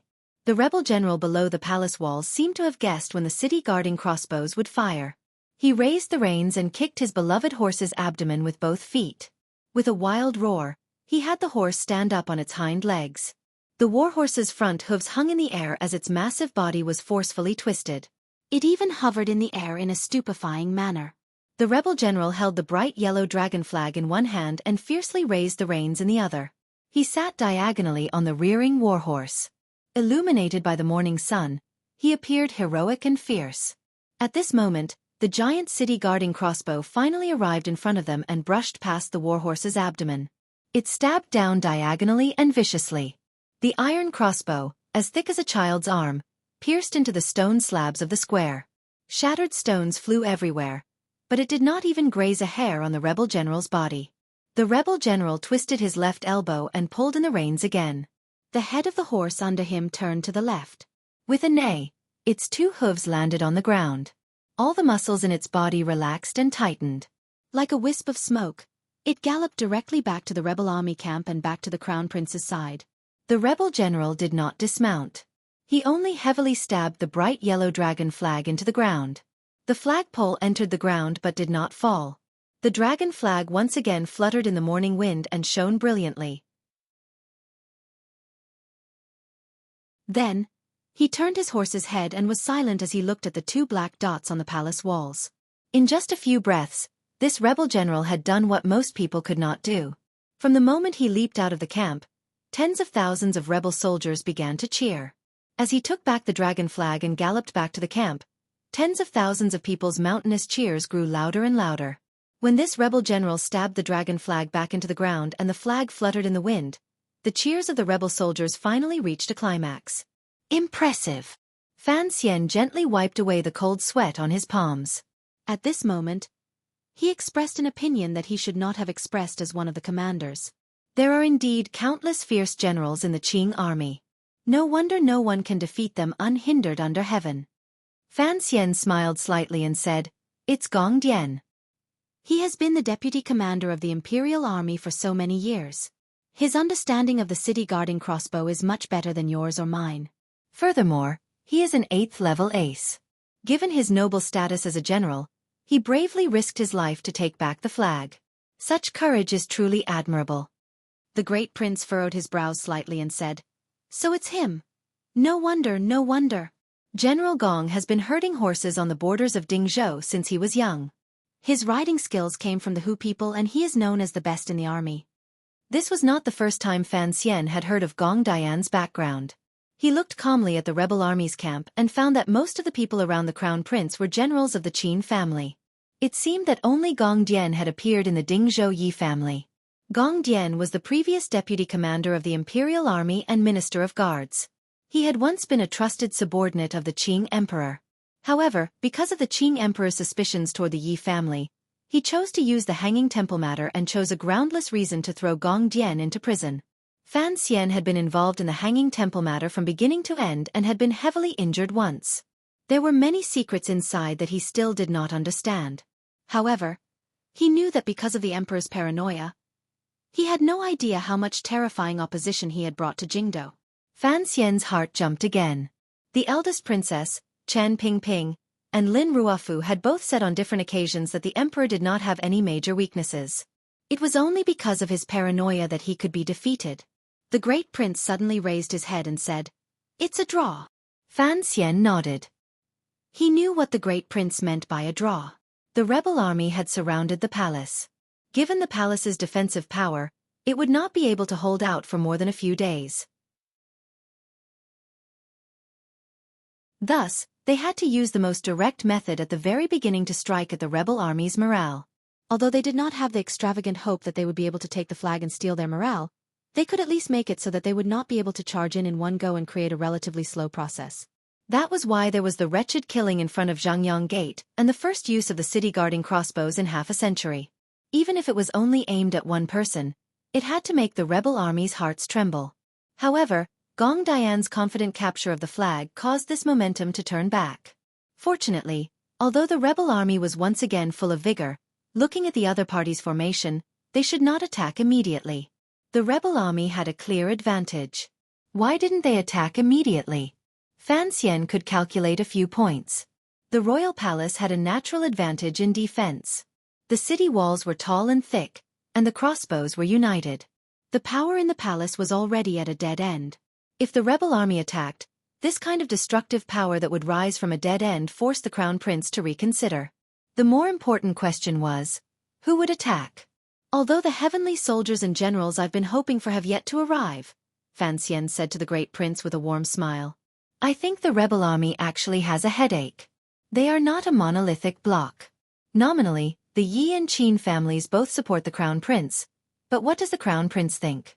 Yi Zhong is the second prince's father-in-law. He raised his hand and pointed to a military horse far to the right and said, The second prince and Yi Zhong should be over there. Do you think the crown prince is willing to let the Qin family charge and break through the enemy lines and let the second prince take advantage? The great prince said calmly, Of course, the second prince is also unwilling to let his father-in-law go out. He has many things on his mind. If the last bit of capital is used up, presumably, he knows very well how Chengqian will deal with him in the future. Exactly. Fan Xian gently patted the green brick wall of the royal palace and looked at the rebel army camp slowly moving toward the royal palace. In a quiet voice he said, "Our two brothers both have ulterior motives. If we don't discuss it, we won't fight. Of course, no matter how you look at it, they are lions and we are antelopes. They don't want to lose too many people, so they will certainly urge us to surrender," Fan Xian said with his head lowered. "The Crown Prince is a gentle person. The Crown Prince was fighting in the name of righteousness. He was not here to rebel. If he didn't say a few dignified words and just fought like this, wouldn't he be preparing to receive guests before the memorial archway was properly opened?" Fan Xian was certain that this was something the rebels would never do, so he quietly waited for the Crown Prince, Li Chengqian, to speak. Tens of thousands of rebel soldiers had already gathered. Forming into a formation, they slowly pressed toward the royal palace. The black mass was like a dark cloud pressing down on the city, making one's heart palpitate. The black cloud-like rebel soldiers stopped 2 arrows away from the royal palace. Among the sea of people, a number of people slowly rode out from the rebel army camp. It was the Crown Prince and the important generals beside him. Beside the Crown Prince were the generals of the Qin family. Gong Dian, who had shown his confident hand earlier, was 2 riders away. Fan Xian watched this scene with narrowed eyes and saw much of the content clearly. Gong Dian following the Crown Prince was certainly an expression of the Yi family's loyalty. However, the Crown Prince did not have much trust in the Yi family. To the Crown Prince's right was the old Qin master. This old man had once again donned his armor for battle, and put on the armor he hadn't worn for a long time. His old face was filled with a murderous aura accumulated on the battlefield for countless years. His usually muddy eyes stared at the juniors on the royal palace like an eagle. There was no sign of age. Given the old Qin master's position and authority in the Qing palace, he was, without question, the core leader of the rebel army. The Empress Dowager trusted him, and the Crown Prince also trusted him. He had also given the Empress Dowager and the Crown Prince sufficient support. However, a few strands of white hair seeped out from the armor. Blown by the Jingdo morning wind, he appeared somewhat lonely. Fan Xian's eyesight was very good. He looked silently at the elder of the Qing military. For some reason, he thought of when he watched the 1998 World Cup in his previous life. After the semi-final between Brazil and Holland, Zagallo had walked against the wind by the side of the field. His few strands of white hair had been blown into a miserable state. He was not letting his mind wander. He was just unconsciously remembering that scene. Fan Xian took a deep breath and thought to himself, Zagallo's meritorious service for generations. After winning that battle, he still ended up with a miserable ending. How could the old Qin master be an exception? The old Qin master, who was being cursed by Fan Xian, glanced at the Crown Prince and slowly opened his mouth to speak to the imperial soldiers on the palace walls. "You are soldiers of the Qing kingdom. How dare you help Fan Xian, a regicide? Prince Huqing, listen to my orders." The moment the old Qin master opened his mouth, the air in the square above the royal palace began to buzz. Fan Xian's pupils constricted. He and the great prince met each other's eyes. They both saw the fear in each other's eyes. The old Qin master had a powerful cultivation and profound martial power. Fan Xian quietly wiped the sweat from his palms on the bricks. He had long guessed who the true warrior of the Qin family was. No matter what, he had never thought that the 9th level hidden deep in the Qin family would be the old Qin master himself. That old and weak man was actually a superior 9th level super warrior. This reality immediately charged into Fan Xian's heart and made his expression become ugly. He was indeed worthy of his great reputation. The Qin family had dominated the world for decades. The old Qin master had always sat in the position of the foremost person in the Qing military. Even the incomparably arrogant Yan Xiaoyi was incomparably respectful to him. There was indeed a reason for this. Fan Xian's right index finger began to tremble slightly, not out of fear, but out of excitement. In the beginning, it had been very difficult to snipe Yan Xiaoyi. Now that he had sniped this old man, presumably, his sense of accomplishment would be even stronger. When he glanced at Gong Dian, who was silently following in the rebel army's camp, his right index finger once again recovered its calm. He shouted toward the foot of the palace walls, "Qin Yi!" The old Qin master had not finished his first sentence when Fan Xian had already shouted out these 2 words. These two words were mixed with his tyrannical Xueqi. Although it was not as thick and grand as the old Qin master's voice, it was particularly violent. It immediately suppressed the old Qin master's voice. The tens of thousands of people on and below the palace walls all turned their gazes toward Fan Xian on the palace walls. The old Qin master furrowed his brows slightly. It seemed that he had not expected the tyrannical Xueqi in Fan Xian's body to be this powerful. He had also not expected to hear the name he had not heard in a long time below the palace walls. Qinyi? In this world, other than the Empress Dowager, who else dared to call him this? Fan Xian dared. The faces of the Qin family generals beside the crown prince all revealed angry expressions. Qinyi! Fan Xian once again shouted explosively. It rose up in spirals and spread throughout the royal palace, shocking everyone's hearts. It also gathered the old Qin master's attention. Separated by a great distance and under the gazes of tens of thousands of people, Fan Xian looked at where the old Qin master was and faintly said, "You only have one son. Where is he?" Qin Hang had entered through Zhangyang Gate and was the closest. The rebel army had already surrounded him, but he still had not arrived. The rebel army generals had long been secretly worried about this matter. Hearing Fan Xian's words, they couldn't help but feel their hearts jump. The old Qin master's eyes narrowed, but he did not have an overly shocked expression. After pausing for a moment, Fan Xian opened his mouth and said in a cold voice, "You should have guessed something yourself." "Correct, your eldest son was killed by my subordinate Jinggu with a spear in the camp. Today, Qin Hang was killed by the Overwatch Council at Zhangyang Gate. If you dare to betray the emperor, I can have your Qin family end without descendants." What malicious words! What a thorn that pierced straight into one's heart. In an instant, the battlefield once again sank into a suffocating silence. The great prince glanced at him and said in a low voice, "It doesn't seem to be a good choice for you to make the old man mad right now." Fan Xian's gaze was level as he stared at where Crown Prince Li Chengqian was. Faintly, he said, "I just want to see if there will be any more problems between the old man and the Crown Prince when he is mad." The development of the situation did not continue according to Fan Xian's plan. After the old Qin master heard Fan Xian's malicious words, he only slowly lowered his head and then slowly raised it again. His old face wrapped in armor was completely indifferent. There was not a trace of change in emotion. "Fan Xian, let me thank you first for helping me resolve a question I've had for many years," the old Qin master said slowly. Old Master Qin said slowly, his voice spreading in all directions. "My eldest son was killed in the camp. That murderer should have died in prison. Later, when I checked the files, it was the same. But I never found the murderer's body. Now I know that it was taken away by that old black dog." The military elder slowly said, "I will leave your body intact. As for Chen Pingping, I will have him suffer 1,000 cuts. As for Qin Hang, I have always had confidence in this child. Even if you could stop him for a moment at Zhangyang Gate, how could you do anything to him?" The old Qin master said coldly, "Even if he dies, so what? It is hard for a general to not die in battle. If he dies to your schemes, then he dies honorably. Die without descendants? I haven't even been afraid of that demoness of yours. Do you think you can anger this old man with just a few words?" Old Master Qin looked at the younger generation on top of the city wall with a mocking gaze and said word by word, "The old man has already gone mad. Let's see how long he can pretend for. When one is old and about to die, this kind of nonsense is especially abundant." Just like the old Qin master, Fan Xian finally learned of a secret he had guessed for a long time. He sighed in his heart and turned his gaze slightly, looking sincerely at the crown prince beside the old Qin master.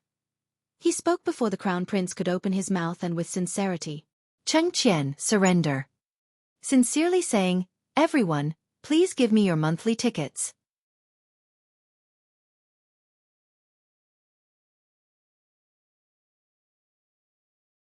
Chapter 565. "Chengqian, just surrender." Fan Xian's warm and gentle words made the tens of thousands of people inside and outside the royal palace dumbfounded at the same time. They felt it was incomparably absurd. The rebel army had surrounded the city. The people in the palace couldn't escape even if they wanted to. Sir Fan Jr. was shamelessly speaking on top of the palace walls at this moment to urge them to surrender. Crown Prince Li Chengqian, dressed in martial attire, sat on his horse. He sucked in a cold breath and thought to himself that Nji's skin was indeed becoming thicker and thicker to be able to say such things. Furthermore, he had said it so naturally. If someone who didn't know the situation had heard this, they would probably think that he, Li Chengqian, was the pitiful person being chased like a rabbit and not Fan Xian. In just one night, Fan Xian had changed from a court criminal to a so-called regent. He had shaken off his life of exile and broken into the royal palace. He had almost captured the crown prince in one move and successfully reversed the situation. Immediately after, in the early hours of the morning, the crown prince had luckily escaped. The army entered the city and instead surrounded Fan Xian in the palace. The so-called changing of the royal flag on top of the palace walls probably referred to the story of what had happened that night. The story had always been absurd. What was the point of Fan Xian saying such absurd words? Li Chengqian raised his head to look at his two brothers on top of the palace walls. After smiling bitterly, he shook his head and thought self-mockingly that after the old Qin master had spoken, he should have been the one to sincerely urge his brother to surrender. Unexpectedly, Fan Xian had rushed to say such words and stuffed his own words in his mouth. Fan Xian was indeed sinister to the extreme. The sound of messy horse hooves rang out from the square to the right. Li Chengqian unconsciously turned his head to look and saw the Dingzhou army entering the capital from the west gate, slowly moving toward the center of the army he was in. He furrowed his brows. In front of the thousands of people, he saw the second prince's handsome face. A faint chill rose in his heart. The things in his brother's heart were not simple. His face was very similar to Fan Xian's. The calculations in his heart were probably just as sinister. The Dingzhou army slowly stopped on the right flank of the rebel army, and carefully maintained a respectful attitude toward the rebel camp. "Big brother, you and I." Crown Prince Li Chengqian glanced at the second prince and finally opened his mouth. He could not wait for the second prince to speak. However, he did not have the support of internal qi. He had to shout to be heard by those on the palace walls. Although he still maintained the dignified royal aura that he had cultivated as the crown prince of the Eastern Palace for a dozen years, in comparison, it was not as valiant as when Fan Xian had berated the Qin family. Fan Xian picked his ear and glanced at the great prince. He didn't say anything because the great prince was listening very seriously. The crown prince's words were all within his calculations. He was trying to use brotherly affection to convince the great prince. At the same time, he was still pushing the Dong Mountain incident onto Fan Xian. Although the crown prince knew that the great prince would not believe that Fan Xian was the assassin, he still had to say it. Any brotherly bond had to be built on a logical foundation. The great prince's expression darkened. The emperor had 5 sons. If one did not count Fan Xian, who had grown up in Danzhou, and the third prince, who was the last to be born, then he, the crown prince, and the second prince could be said to have grown up together. Although the crown prince's status was respected, the 3 brothers had a good relationship, particularly before the emperor showed favor to the second prince. The interactions between the 3 princes were more valuable than the bloody plots and stories in the history books. Everyone had thought, but no one wanted to imagine, that one day, these 3 brothers who had grown up together, would meet with swords and weapons. The second prince, who had remained silent since the rebel army surrounded the palace, also opened his mouth. He gently used the heel of his boot to tap the horse beneath him, and allowed the horse to take him 10 feet out of the rebel army ranks. Gazing at the palace walls, he followed the crown prince's words and began to speak sincerely to the great prince. It had to be said that the second prince did indeed have a way of winning people's hearts. He did not mention the matter of the great prince surrendering. He only used the friendship of the past to describe his displeasure at the great prince helping Fan Xian in an angry tone. He also faintly mentioned that the Qing emperor's attitude toward the great prince was not like that of a father toward his son. Fan Xian glanced at the great prince and found that beside him, the great prince's expression was growing darker and darker. He was not worried that the great prince would fall under the pressure of the situation and the crown prince and second prince's familial attacks. When he analyzed something, he would always start from a person's personality. He knew that the great prince's personality was like a raging fire. He turned to look at the still shouting second prince and furrowed his brows slightly. He recognized the general beside the second prince as Yi Zhong. 30 years ago, Yi Zhong was already the commander of the Jingdou garrison. Now he was in his 50s, but he did not look old at all. Furthermore, he did not have the imposing aura of other famous Qing generals. His figure was a little short and a little fat. However, Fan Xian would not underestimate him because he knew that he was a 9th-level ace who had long made a name for himself. Yi Liuyun's closest nephew, who had once fought with his terrifying mother, was not a simple person.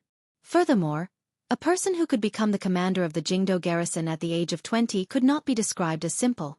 Fan Xian's brows furrowed deeper and deeper, but his eyes grew brighter and brighter.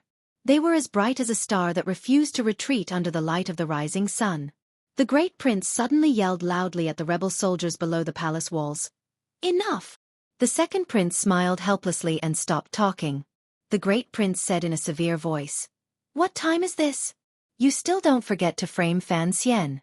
I know that for the sake of the throne, you are willing to do any ugly things, but don't forget, there are some things that I cannot do. If you want to attack, then attack. Don't be so long-winded like a woman." These words were said resolutely and with great vigor. They did not give the crown prince and second prince any room to maneuver.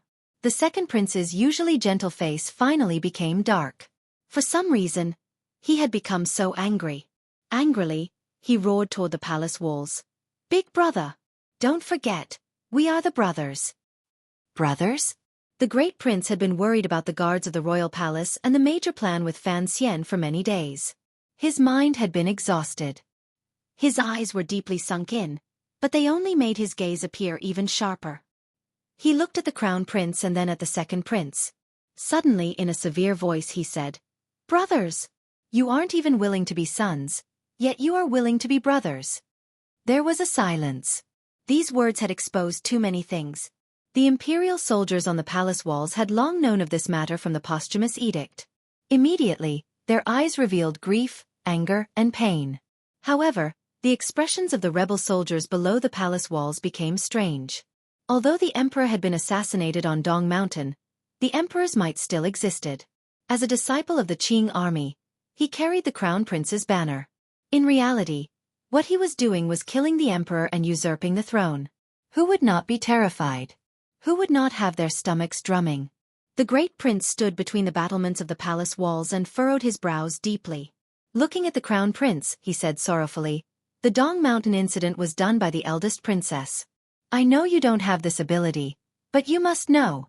Even if father wants to depose you, you are still a son. How could you do such a thing that is worse than an animal?" The crown prince's expression was dim. He maintained his silence and allowed the great prince to angrily rebuke him. The old Qin master furrowed his brows and waved his hand. The rebel soldiers behind him began to prepare to attack the palace. Gradually, the sound of bowstrings being pulled rang out from behind them. The teeth-numbing sound of bowstrings being pulled rang out. As the three princes fiercely discussed the dark secrets of the royal family and were angry with each other, no one noticed that Fan Xian had already left the top of the palace walls by himself. Following the long stone steps down into the royal palace, he walked across the spacious square and headed toward Taiji Palace. Along the way, Fan Xian watched intently. He found that although the great prince was skilled in field battles on the grasslands, he was also very skilled in the defense of the palace. Preparations had been made everywhere. Beside the entrance of the stone steps, he had even taken down 2 corner towers of the royal palace and prepared stone and heavy wood. It looked like he was preparing to attack the palace later. At the side of the 3 palace gates below the imperial city, there were already some grotesquely shaped stones that even had moss on them. Fan Xian narrowed his eyes and wondered if the fake mountains in the palace had also been taken down by the eldest prince. Just as he was thinking this, a group came in front of him. Under the escort of a few imperial soldiers, 100 or so tired-looking eunuchs were using carts to push the moss-covered stones. It was indeed the fake mountains in the palace. There were 3 palace doors in the royal palace. Usually, only one would be open. When the rebel soldiers attacked, they would not only choose one. Fan Xian knew that the great prince was preparing to use the fake mountains and stones to firmly block these 3 palace doors. This work had probably been prepared since before dawn. Blocking the rebel soldiers outside the palace and trapping himself inside the palace was what was called defending to the death. Fan Xian sighed. He knew that the eldest prince had already made up his mind to die. Compared to the spacious royal palace, there were not many imperial soldiers. Compared to the spacious royal palace, they were sparse. There was not much confidence. Fan Xian sighed again. He knew that the 1,000-odd imperial soldiers had already been moved to the palace square where the eunuchs and serving girls lived. First, it was to suppress the restless factor in the palace. Second, it was because in the entire royal palace, that was the easiest place to break through. Entering Taiji Palace, he saw the worried officials, the heavy-faced Lady Ning and Yi Pin, and the restless third prince. Fan Xian sighed 3 times in his heart. He bowed to the scholars Hu and Shu, but he piled a smile on his face and said to the third prince, "Chengping, the battle is about to start. Do you feel excited?" The third prince, Li Chengping, was, after all, a child.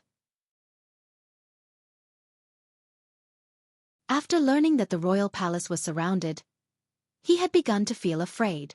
Although he forcefully suppressed it on his face, after hearing Fan Xian's words, he couldn't resist flattening his mouth. Amidst the fear, there was still a smile from Fan Xian's teasing. It appeared very comical. Fan Xian turned and bowed to the pale-faced Empress Dowager. He then glanced at the long-haired Empress and said in a low voice, "I invite the Empress Dowager and Empress Dowager to come up to the palace walls to watch the battle." Since ancient times, rebellion had to be carried out. The work of clarifying righteousness and flaunting one's legitimacy had already ended amidst the great prince's angry rebuke and the crown prince and second prince's depression. The rebel soldiers at the foot of the palace walls were already closing in, particularly the thousands of archers in the rear barracks. They had begun to prepare to shoot in unison. There were only 1,000 imperial soldiers on the top of the palace walls. After this rain of arrows, there would probably be many casualties. The great prince's hand pressed against his sword and walked silently on the top of the palace walls. Occasionally, he gave a few orders, ordering the soldiers to prepare to welcome the rebel army's attack. This was the first time the Qing royal palace had been baptized by a rain of arrows. No one knew what kind of bloody rain and foul wind they could withstand after the rain of arrows. Because they had not planned to defend the royal palace and did not control the city guards, the imperial soldiers' defense was already at a disadvantage. They did not have enough bows and arrows in their hands. They could only rely on the 4 city-guarding crossbows at the 4 corners of the palace walls. However, there were tens of thousands of rebel soldiers. Even if these 4 crossbows were cannons used to kill mosquitoes, how many could they kill? "Get ready!" The great prince's hand gripped his sword tightly as he stared at the black mass of rebel soldiers below the palace walls. Hearing the endless sounds of bowstrings being pulled taut, his heart involuntarily tightened. Thousands of archers drew their bows at the same time. The heart-shaking creaking sound seemed to pierce through everyone's eardrums on the palace walls and shake through everyone's mind. The imperial soldiers on the palace walls had already hidden behind the arrow mounds. Soldiers holding shields were also waiting behind the great prince. A great battle was about to break out at any moment. Everyone was waiting for the moment the sky full of arrows whistled through the air. However, Fan Xian did not let all of this happen. He had no interest in admiring the sight of the siege. He also did not show off until the imperial soldiers had suffered heavy losses and then bring out his good or bad hand. A flurry of hurried footsteps came from the stone steps. Following the footsteps was Fan Xian and the dozens of panting old officials behind him. There were also a number of women half supported and half held by eunuchs. These women were originally the most honorable women in the world. Now they had become the most lowly and humiliating. Fan Xian held the third prince's hand with one hand and walked behind the great prince. Narrowing his eyes, he looked at the rebel army camp below the palace walls that was about to shoot. He couldn't help but feel shocked. With so many arrows shooting over, how could the royal palace be defended? He circulated his zhenqi and shouted loudly to the rebel soldiers below the palace walls. "Chengqian, second prince, quickly stop." Hearing this, the crown prince and second prince raised their heads and looked toward the palace walls. They then saw a scene that made their hearts tremble. Mother! Mother! Empress Dowager! Looking at the women who had suddenly appeared on the palace walls, the crown prince and second prince couldn't help but cry out in surprise. Even the old Qin master and Yi Zhong couldn't help but furrow their brows. Then they heard Fan Xian yell at them from beside the women. "Don't fight in a hurry. I've brought your mother, grandmother, and brother to see you." Hearing these words, many people had the urge to vomit blood. No one would have thought that Fan Xian, who was renowned as an immortal poet and had displayed his dark power as the commissioner of the Overwatch Council, would say such shameless words. However, only Fan Xian knew that after experiencing the life and death experience on the meadow, his life had finally undergone a welcome change. He had shaken off the dark air accumulated from 2 lives and was gradually coming closer. Gradually, he was going to merge with the little boy on the rooftop in Danzhou, who had yelled for it to rain to collect his clothes. Such a Fan Xian was a cute Fan Xian, a disgusting Fan Xian, a shameless Fan Xian, and a terrifying Fan Xian. No matter how shrewd the Crown Prince and Second Prince were, seeing this frightening scene, they couldn't help but become angry. The Second Prince scolded in a stern voice. Fan Xian, you're shameless. Fan Xian glared back at him and scolded. You just realized?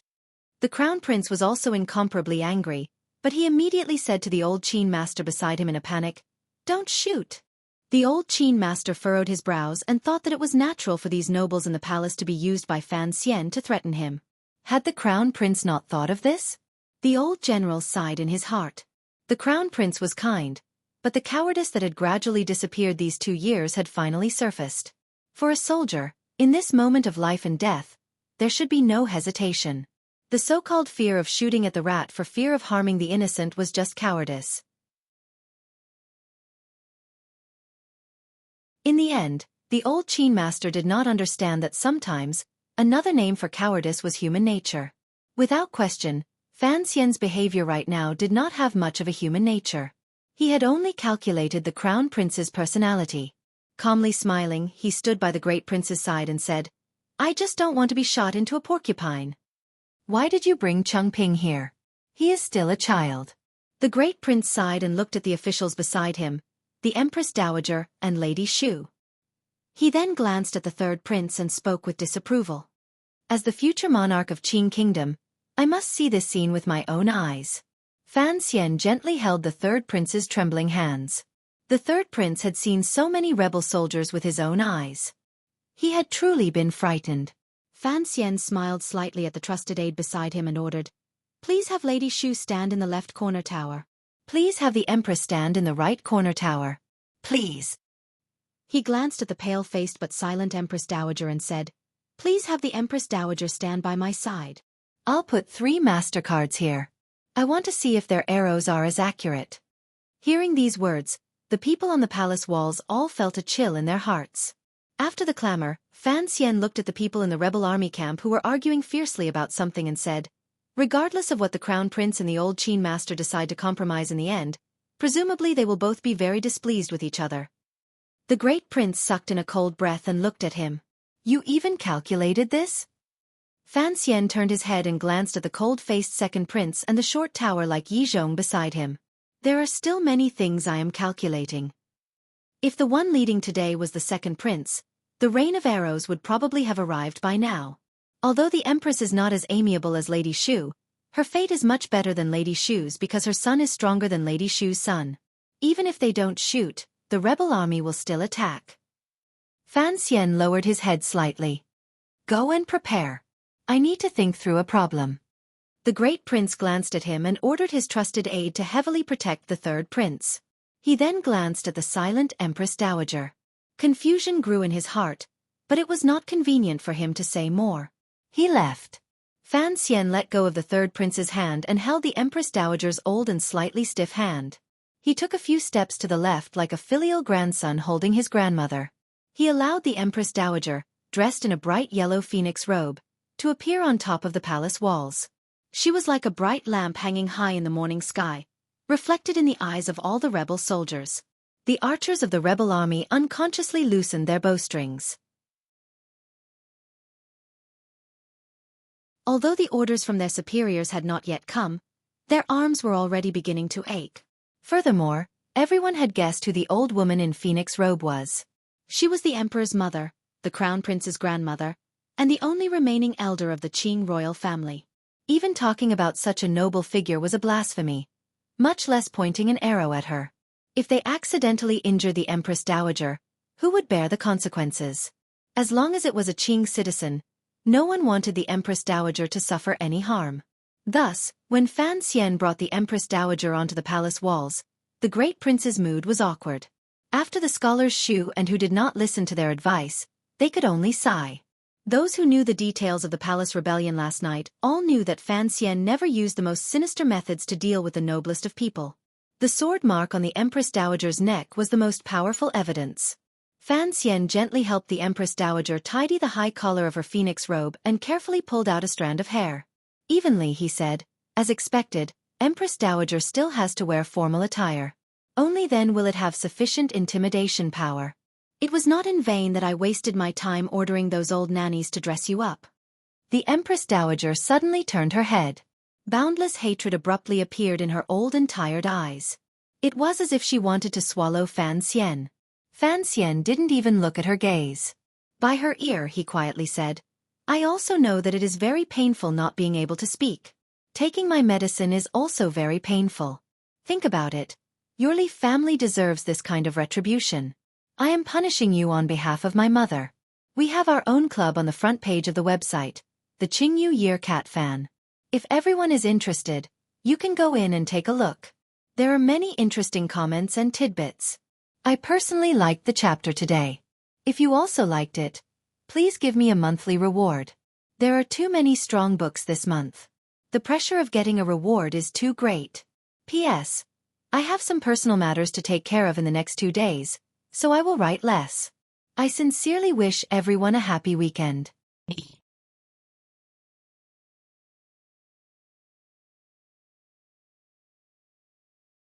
Chapter 566. It was sweet and sour. It was the taste of the pill Fan Xian had forced the Empress Dowager to swallow. The pill had always been kept close to Fan Xian's body. Even though he had experienced so many life and death battles these 2 years, entered the sea and climbed mountains, and was covered in wounds, Fan Xian did not lose these pills. He knew these pills were very important to him. It had been a dozen years ago in Danzhou when Fan Xian's teacher, Fei Jia, had solemnly stuffed the medicinal pouch into his small hands. He was afraid that the tyrannical Xueqi Fan Xian practiced would explode and cause him to die a tragic death.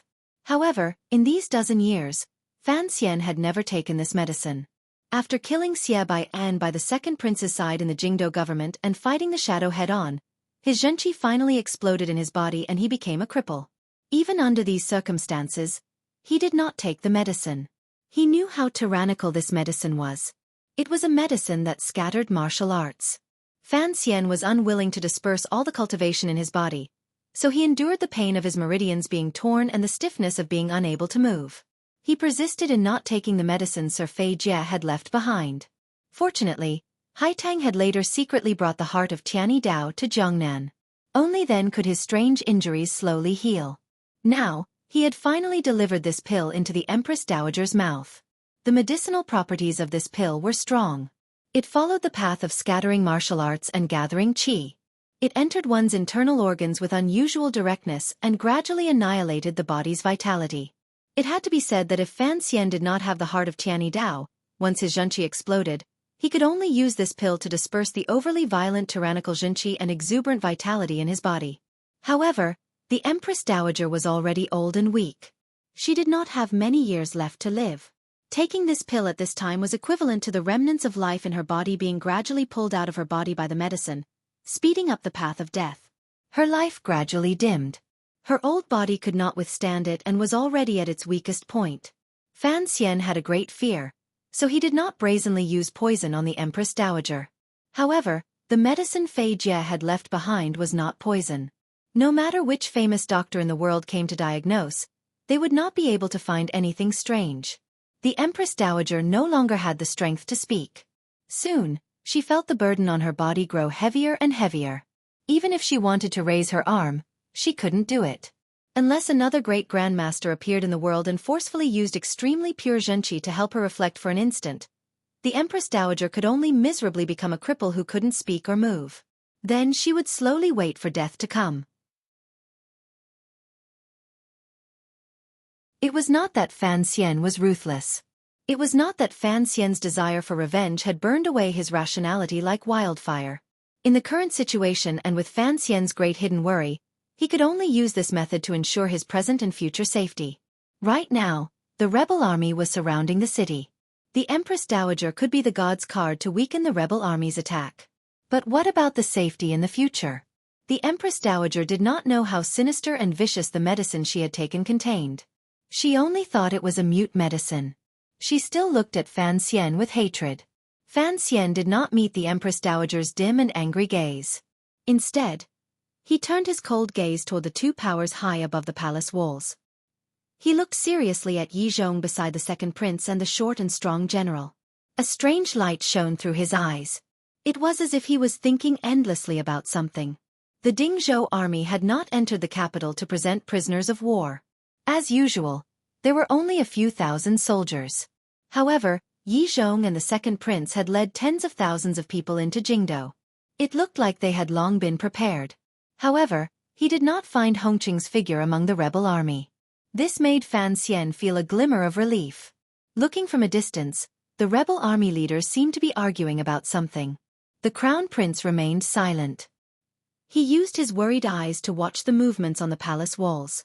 He was worried about his mother and grandmother's safety. In his heart, he cursed Fan Xian, the great prince, Hu Shu, and the other old officials viciously. Fan Xian suddenly narrowed his eyes. He saw that the rebel army leaders had stopped their discussion. The sound of horse hooves gradually rang out. The Qin and Yi families each split up their troops and pressed toward the two flanks. He abruptly turned his head and glanced at the great prince not far away. The great prince nodded at him to indicate that he had long been prepared. Only then did he relax. It looked like the main direction of the rebel army's attack, other than the main gate of the royal palace, had chosen Taiping Square. The palace walls there were slightly shorter. Furthermore, it was a place where eunuchs and serving girls lived, so the entrance was never strictly guarded. The great prince had long predicted this. He had moved a large number of soldiers forward to guard it. He had also moved over 70 to 80% of the loyal generals he had raised from the Western Expedition Army. It was just petty cleverness. It was only to stall for time. He still hadn't caught the one that had escaped and could change the situation. Fan Xian's mind suddenly began to empty again. His eyes gazed at the densely packed rebel army below the palace walls. It was as if he had seen through their existence. He gazed at a place further away, at the past, and at the variable he had been waiting for but had never appeared. 30,000 against a few thousand. No matter how high the palace walls were, even if the rebel army didn't dare to release arrows, and even if they had to use people to fill in the gaps, they had to fill in the moat outside the royal palace. They had to fill in a human ladder, climb to a high place, and destroy everything in the royal palace. Looking at the busy arrangements of the rebel army and the gradually rising siege ladders, Fan Xian's pupils constricted slightly. He felt a glimmer of coldness at the bottom of his heart. The three-part ladder produced by the third workshop of the palace treasury had finally been moved over. The attack was finally about to begin. These military equipment were all produced by the palace treasury. As the head of the palace treasury, Fan Xian couldn't help but feel a glimmer of absurdity. The things he had produced were going to be used to attack him, and he couldn't find any way to deal with it. His heart began to beat faster. His scalp felt numb. His brows were furrowed tightly. Suddenly, he took a few heavy breaths. He felt that there was a problem with his breathing. His chest felt heavy. Leaning against the arrow hole made of bricks, he slowly crouched down. The hearts of everyone on the palace walls jumped. They all rushed in his direction. The battle was imminent. If one of the main commanders, Fan Xian, suddenly had a problem with his body, it would, without a doubt, be a massive blow to the morale of the imperial army. The third prince was close to him. Fearfully holding his left arm, he called out, "Sir, what is it?" Without waiting for more people to gather around him, Fan Xian raised his right arm with his head down. In a tired voice he said, "I need a quiet place to think about some problems. You all go prepare. Don't mind me." Hearing this, no one could relax. Seeing his stubbornness and the fact that the rebel army was already preparing to attack, they could only accept their orders and rush to the area they were defending. The great prince stood in the commander's position and glanced at him from a distance. Seeing Fan Xian, who had been full of killing intent earlier, now crouching helplessly at the foot of the palace walls, he couldn't help but feel his heart dim. "Who the scholar? I'll have to trouble you to buy some time." Fan Xian lowered his head and spoke in a quiet voice. Who the scholar glanced at him with concern and sighed. He walked to the side of the palace walls and spoke in a loud voice. The third prince anxiously stood guard by his side. He didn't know how Fan Xian was right now. Fan Xian simply sat down on the foot of the palace walls and buried his head deeply between his legs. Breathing with difficulty, he looked very pitiful. He was like a homeless cat on a rainy night. Faintly, Who the scholar's righteous and awe-inspiring words reached his ears. It seemed that he was carrying out his final conversation with the crown prince. Although these words floated into Fan Xian's ears, he was not able to hear a single word clearly. However, he had confidence in Hu the scholar. Since he was buying time, he had to buy it for a while. The problem Fan Xian faced was the chaos in his mind. After returning to the capital from Dong Mountain, he had done things step by step. In his confrontation with the eldest princess, there had been victories and defeats. Even when he was trapped in the royal palace, he was still full of confidence. The details of many events gave him a faint hint. The eldest princess and crown prince's rebellion had long been calculated by Chen Pingping. Since it was so, when things progressed to the final moment, there would always be a chance to turn the tables. Just as he had thought in the early hours of the morning, there would always be someone coming to save him on colorful auspicious clouds. However, the morning clouds had already dispersed, and the red light was no longer there. Where was the person who would come to save him? A heavy sniper rifle? No, if he hadn't thought through this matter clearly, Fan Xian would not use this trump card. There was a problem. Fan Xian closed his eyes tightly. As he coughed, he quickly turned his head. In the end, he still could not grasp the important point that had flashed through his mind like a goose. He had used up too much of his mind and energy. Fan Xian's coughing grew more and more severe. He slowly opened his eyes. His eyes were completely blood red. After being injured by Xueqi, forcing his way into the capital, forcefully breaking into the palace, and laughing and talking without fear on the royal palace, he had already used up all of his energy. He was only relying on the Third Bureau's secret ephedra pills to forcefully stimulate his mind. Fan Xian took a few heavy breaths. Using trembling hands, he took out 2 pungent ephedra pills from his clothes and brought them to his lips. He carelessly chewed a few times and swallowed them. He knew that this medicine was very damaging to the body. In such a dangerous situation, even if he had to drink doves to quench his thirst, he could only gladly endure it. Although Li Chengping didn't know what his teacher was eating, he, who had been concerned about him the entire time, had already guessed that Fan Xian's body had reached the end of its life. His blood-red eyes represented an inauspicious omen. Involuntarily, he nervously and unhappily gripped Fan Xian's hands on his knees. The medicine took effect quickly. Fan Xian's chest felt much more comfortable. It was as if each breath he took in was many times more air than usual. Naturally, his coughing also slowed. However, the lines of blood in his eyes grew denser. Compared to his slightly haggard but full of heroic spirit, he appeared to have a heart-palpitating charm. With a slap, Fan Xian, who was sitting on the ground, suddenly pulled his hand out of Li Chengping's small hands.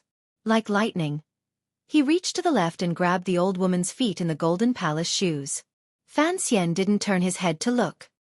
He only coldly said, "You didn't dare to kill yourself in the palace. Now, you want to use your death to provoke the crown prince into a fierce attack?" When he stretched out his hand like lightning, the pair of feet in the palace shoes were trying to quietly stand on their tiptoes and move their owner's weak body toward the hard ground below the palace walls. Li Chengping looked at this scene with great terror. He watched as the Empress Dowager's feet were forcefully pressed down by Fan Xian the moment before she jumped off the wall to kill herself. The Empress Dowager had taken the medicine and was already at the end of her life. Fan Xian had not recovered from his heavy injuries. Forcefully increasing his power, he was also almost at the end of his life. However, a murderous aura of death still echoed between these two grandmother and grandson, who were both at the end of their lives. It was always simple for a person to die. The Empress Dowager looked coldly and hatefully at the side of Fan Xian's face. Seeing the strange redness seeping out of his eyes, she gradually felt pleasure in her heart. No matter how powerful the wicked woman and her son were, in the end, they could not be allowed to exist in this world. This was something that had long been decided by fate. History had long proven this point. However, after Fan Xian said those words, he unexpectedly sank into silence. His eyes stared blankly ahead and gradually furrowed his brows. His eyes gradually lit up, just like when he was looking at Yi Zhong earlier. It was as if he had finally thought through something and made up his mind about something. The negotiations between Hu the scholar and the crown prince had already broken down. The rebel army beat the war drums and began their first attack on the city. Far behind them, in the area of Taiping Square to the left, a heaven-shaking cry of killing rang out. The war drums rang out. Although there was no rain of arrows, there were stray arrows flying through the sky with a whistling sound. Countless rebel soldiers pushed ladders and large carriages covered in oilcloth. Bravely, they braved the giant crossbows and sporadic rain of arrows. Against the rocks falling from the top of the palace walls, they charged forward. In an instant, the foot of the palace walls was filled with wretched cries. The sight of blood flowing and the pain of fire burning filled the air. The morning sun had long risen into the slanting sky. Mercilessly, it watched Jingdo bleed again after a dozen years. Fan Xian slowly rose and emotionlessly watched the scene in front of him. He didn't look at the Empress Dowager beside him. Instead, he said to her, "I've thought through many things." When he pressed down on the Empress Dowager's foot, he couldn't help but think of his grandmother in Danzhou. He thought of the words she had always sternly told him, "The Fan family does not need to take sides because we will always stand on the Emperor's side." You're tuning in to the Xueqi's Martial Arts Saga YouTube channel. Don't forget to subscribe and join us on this journey to catch the most captivating stories.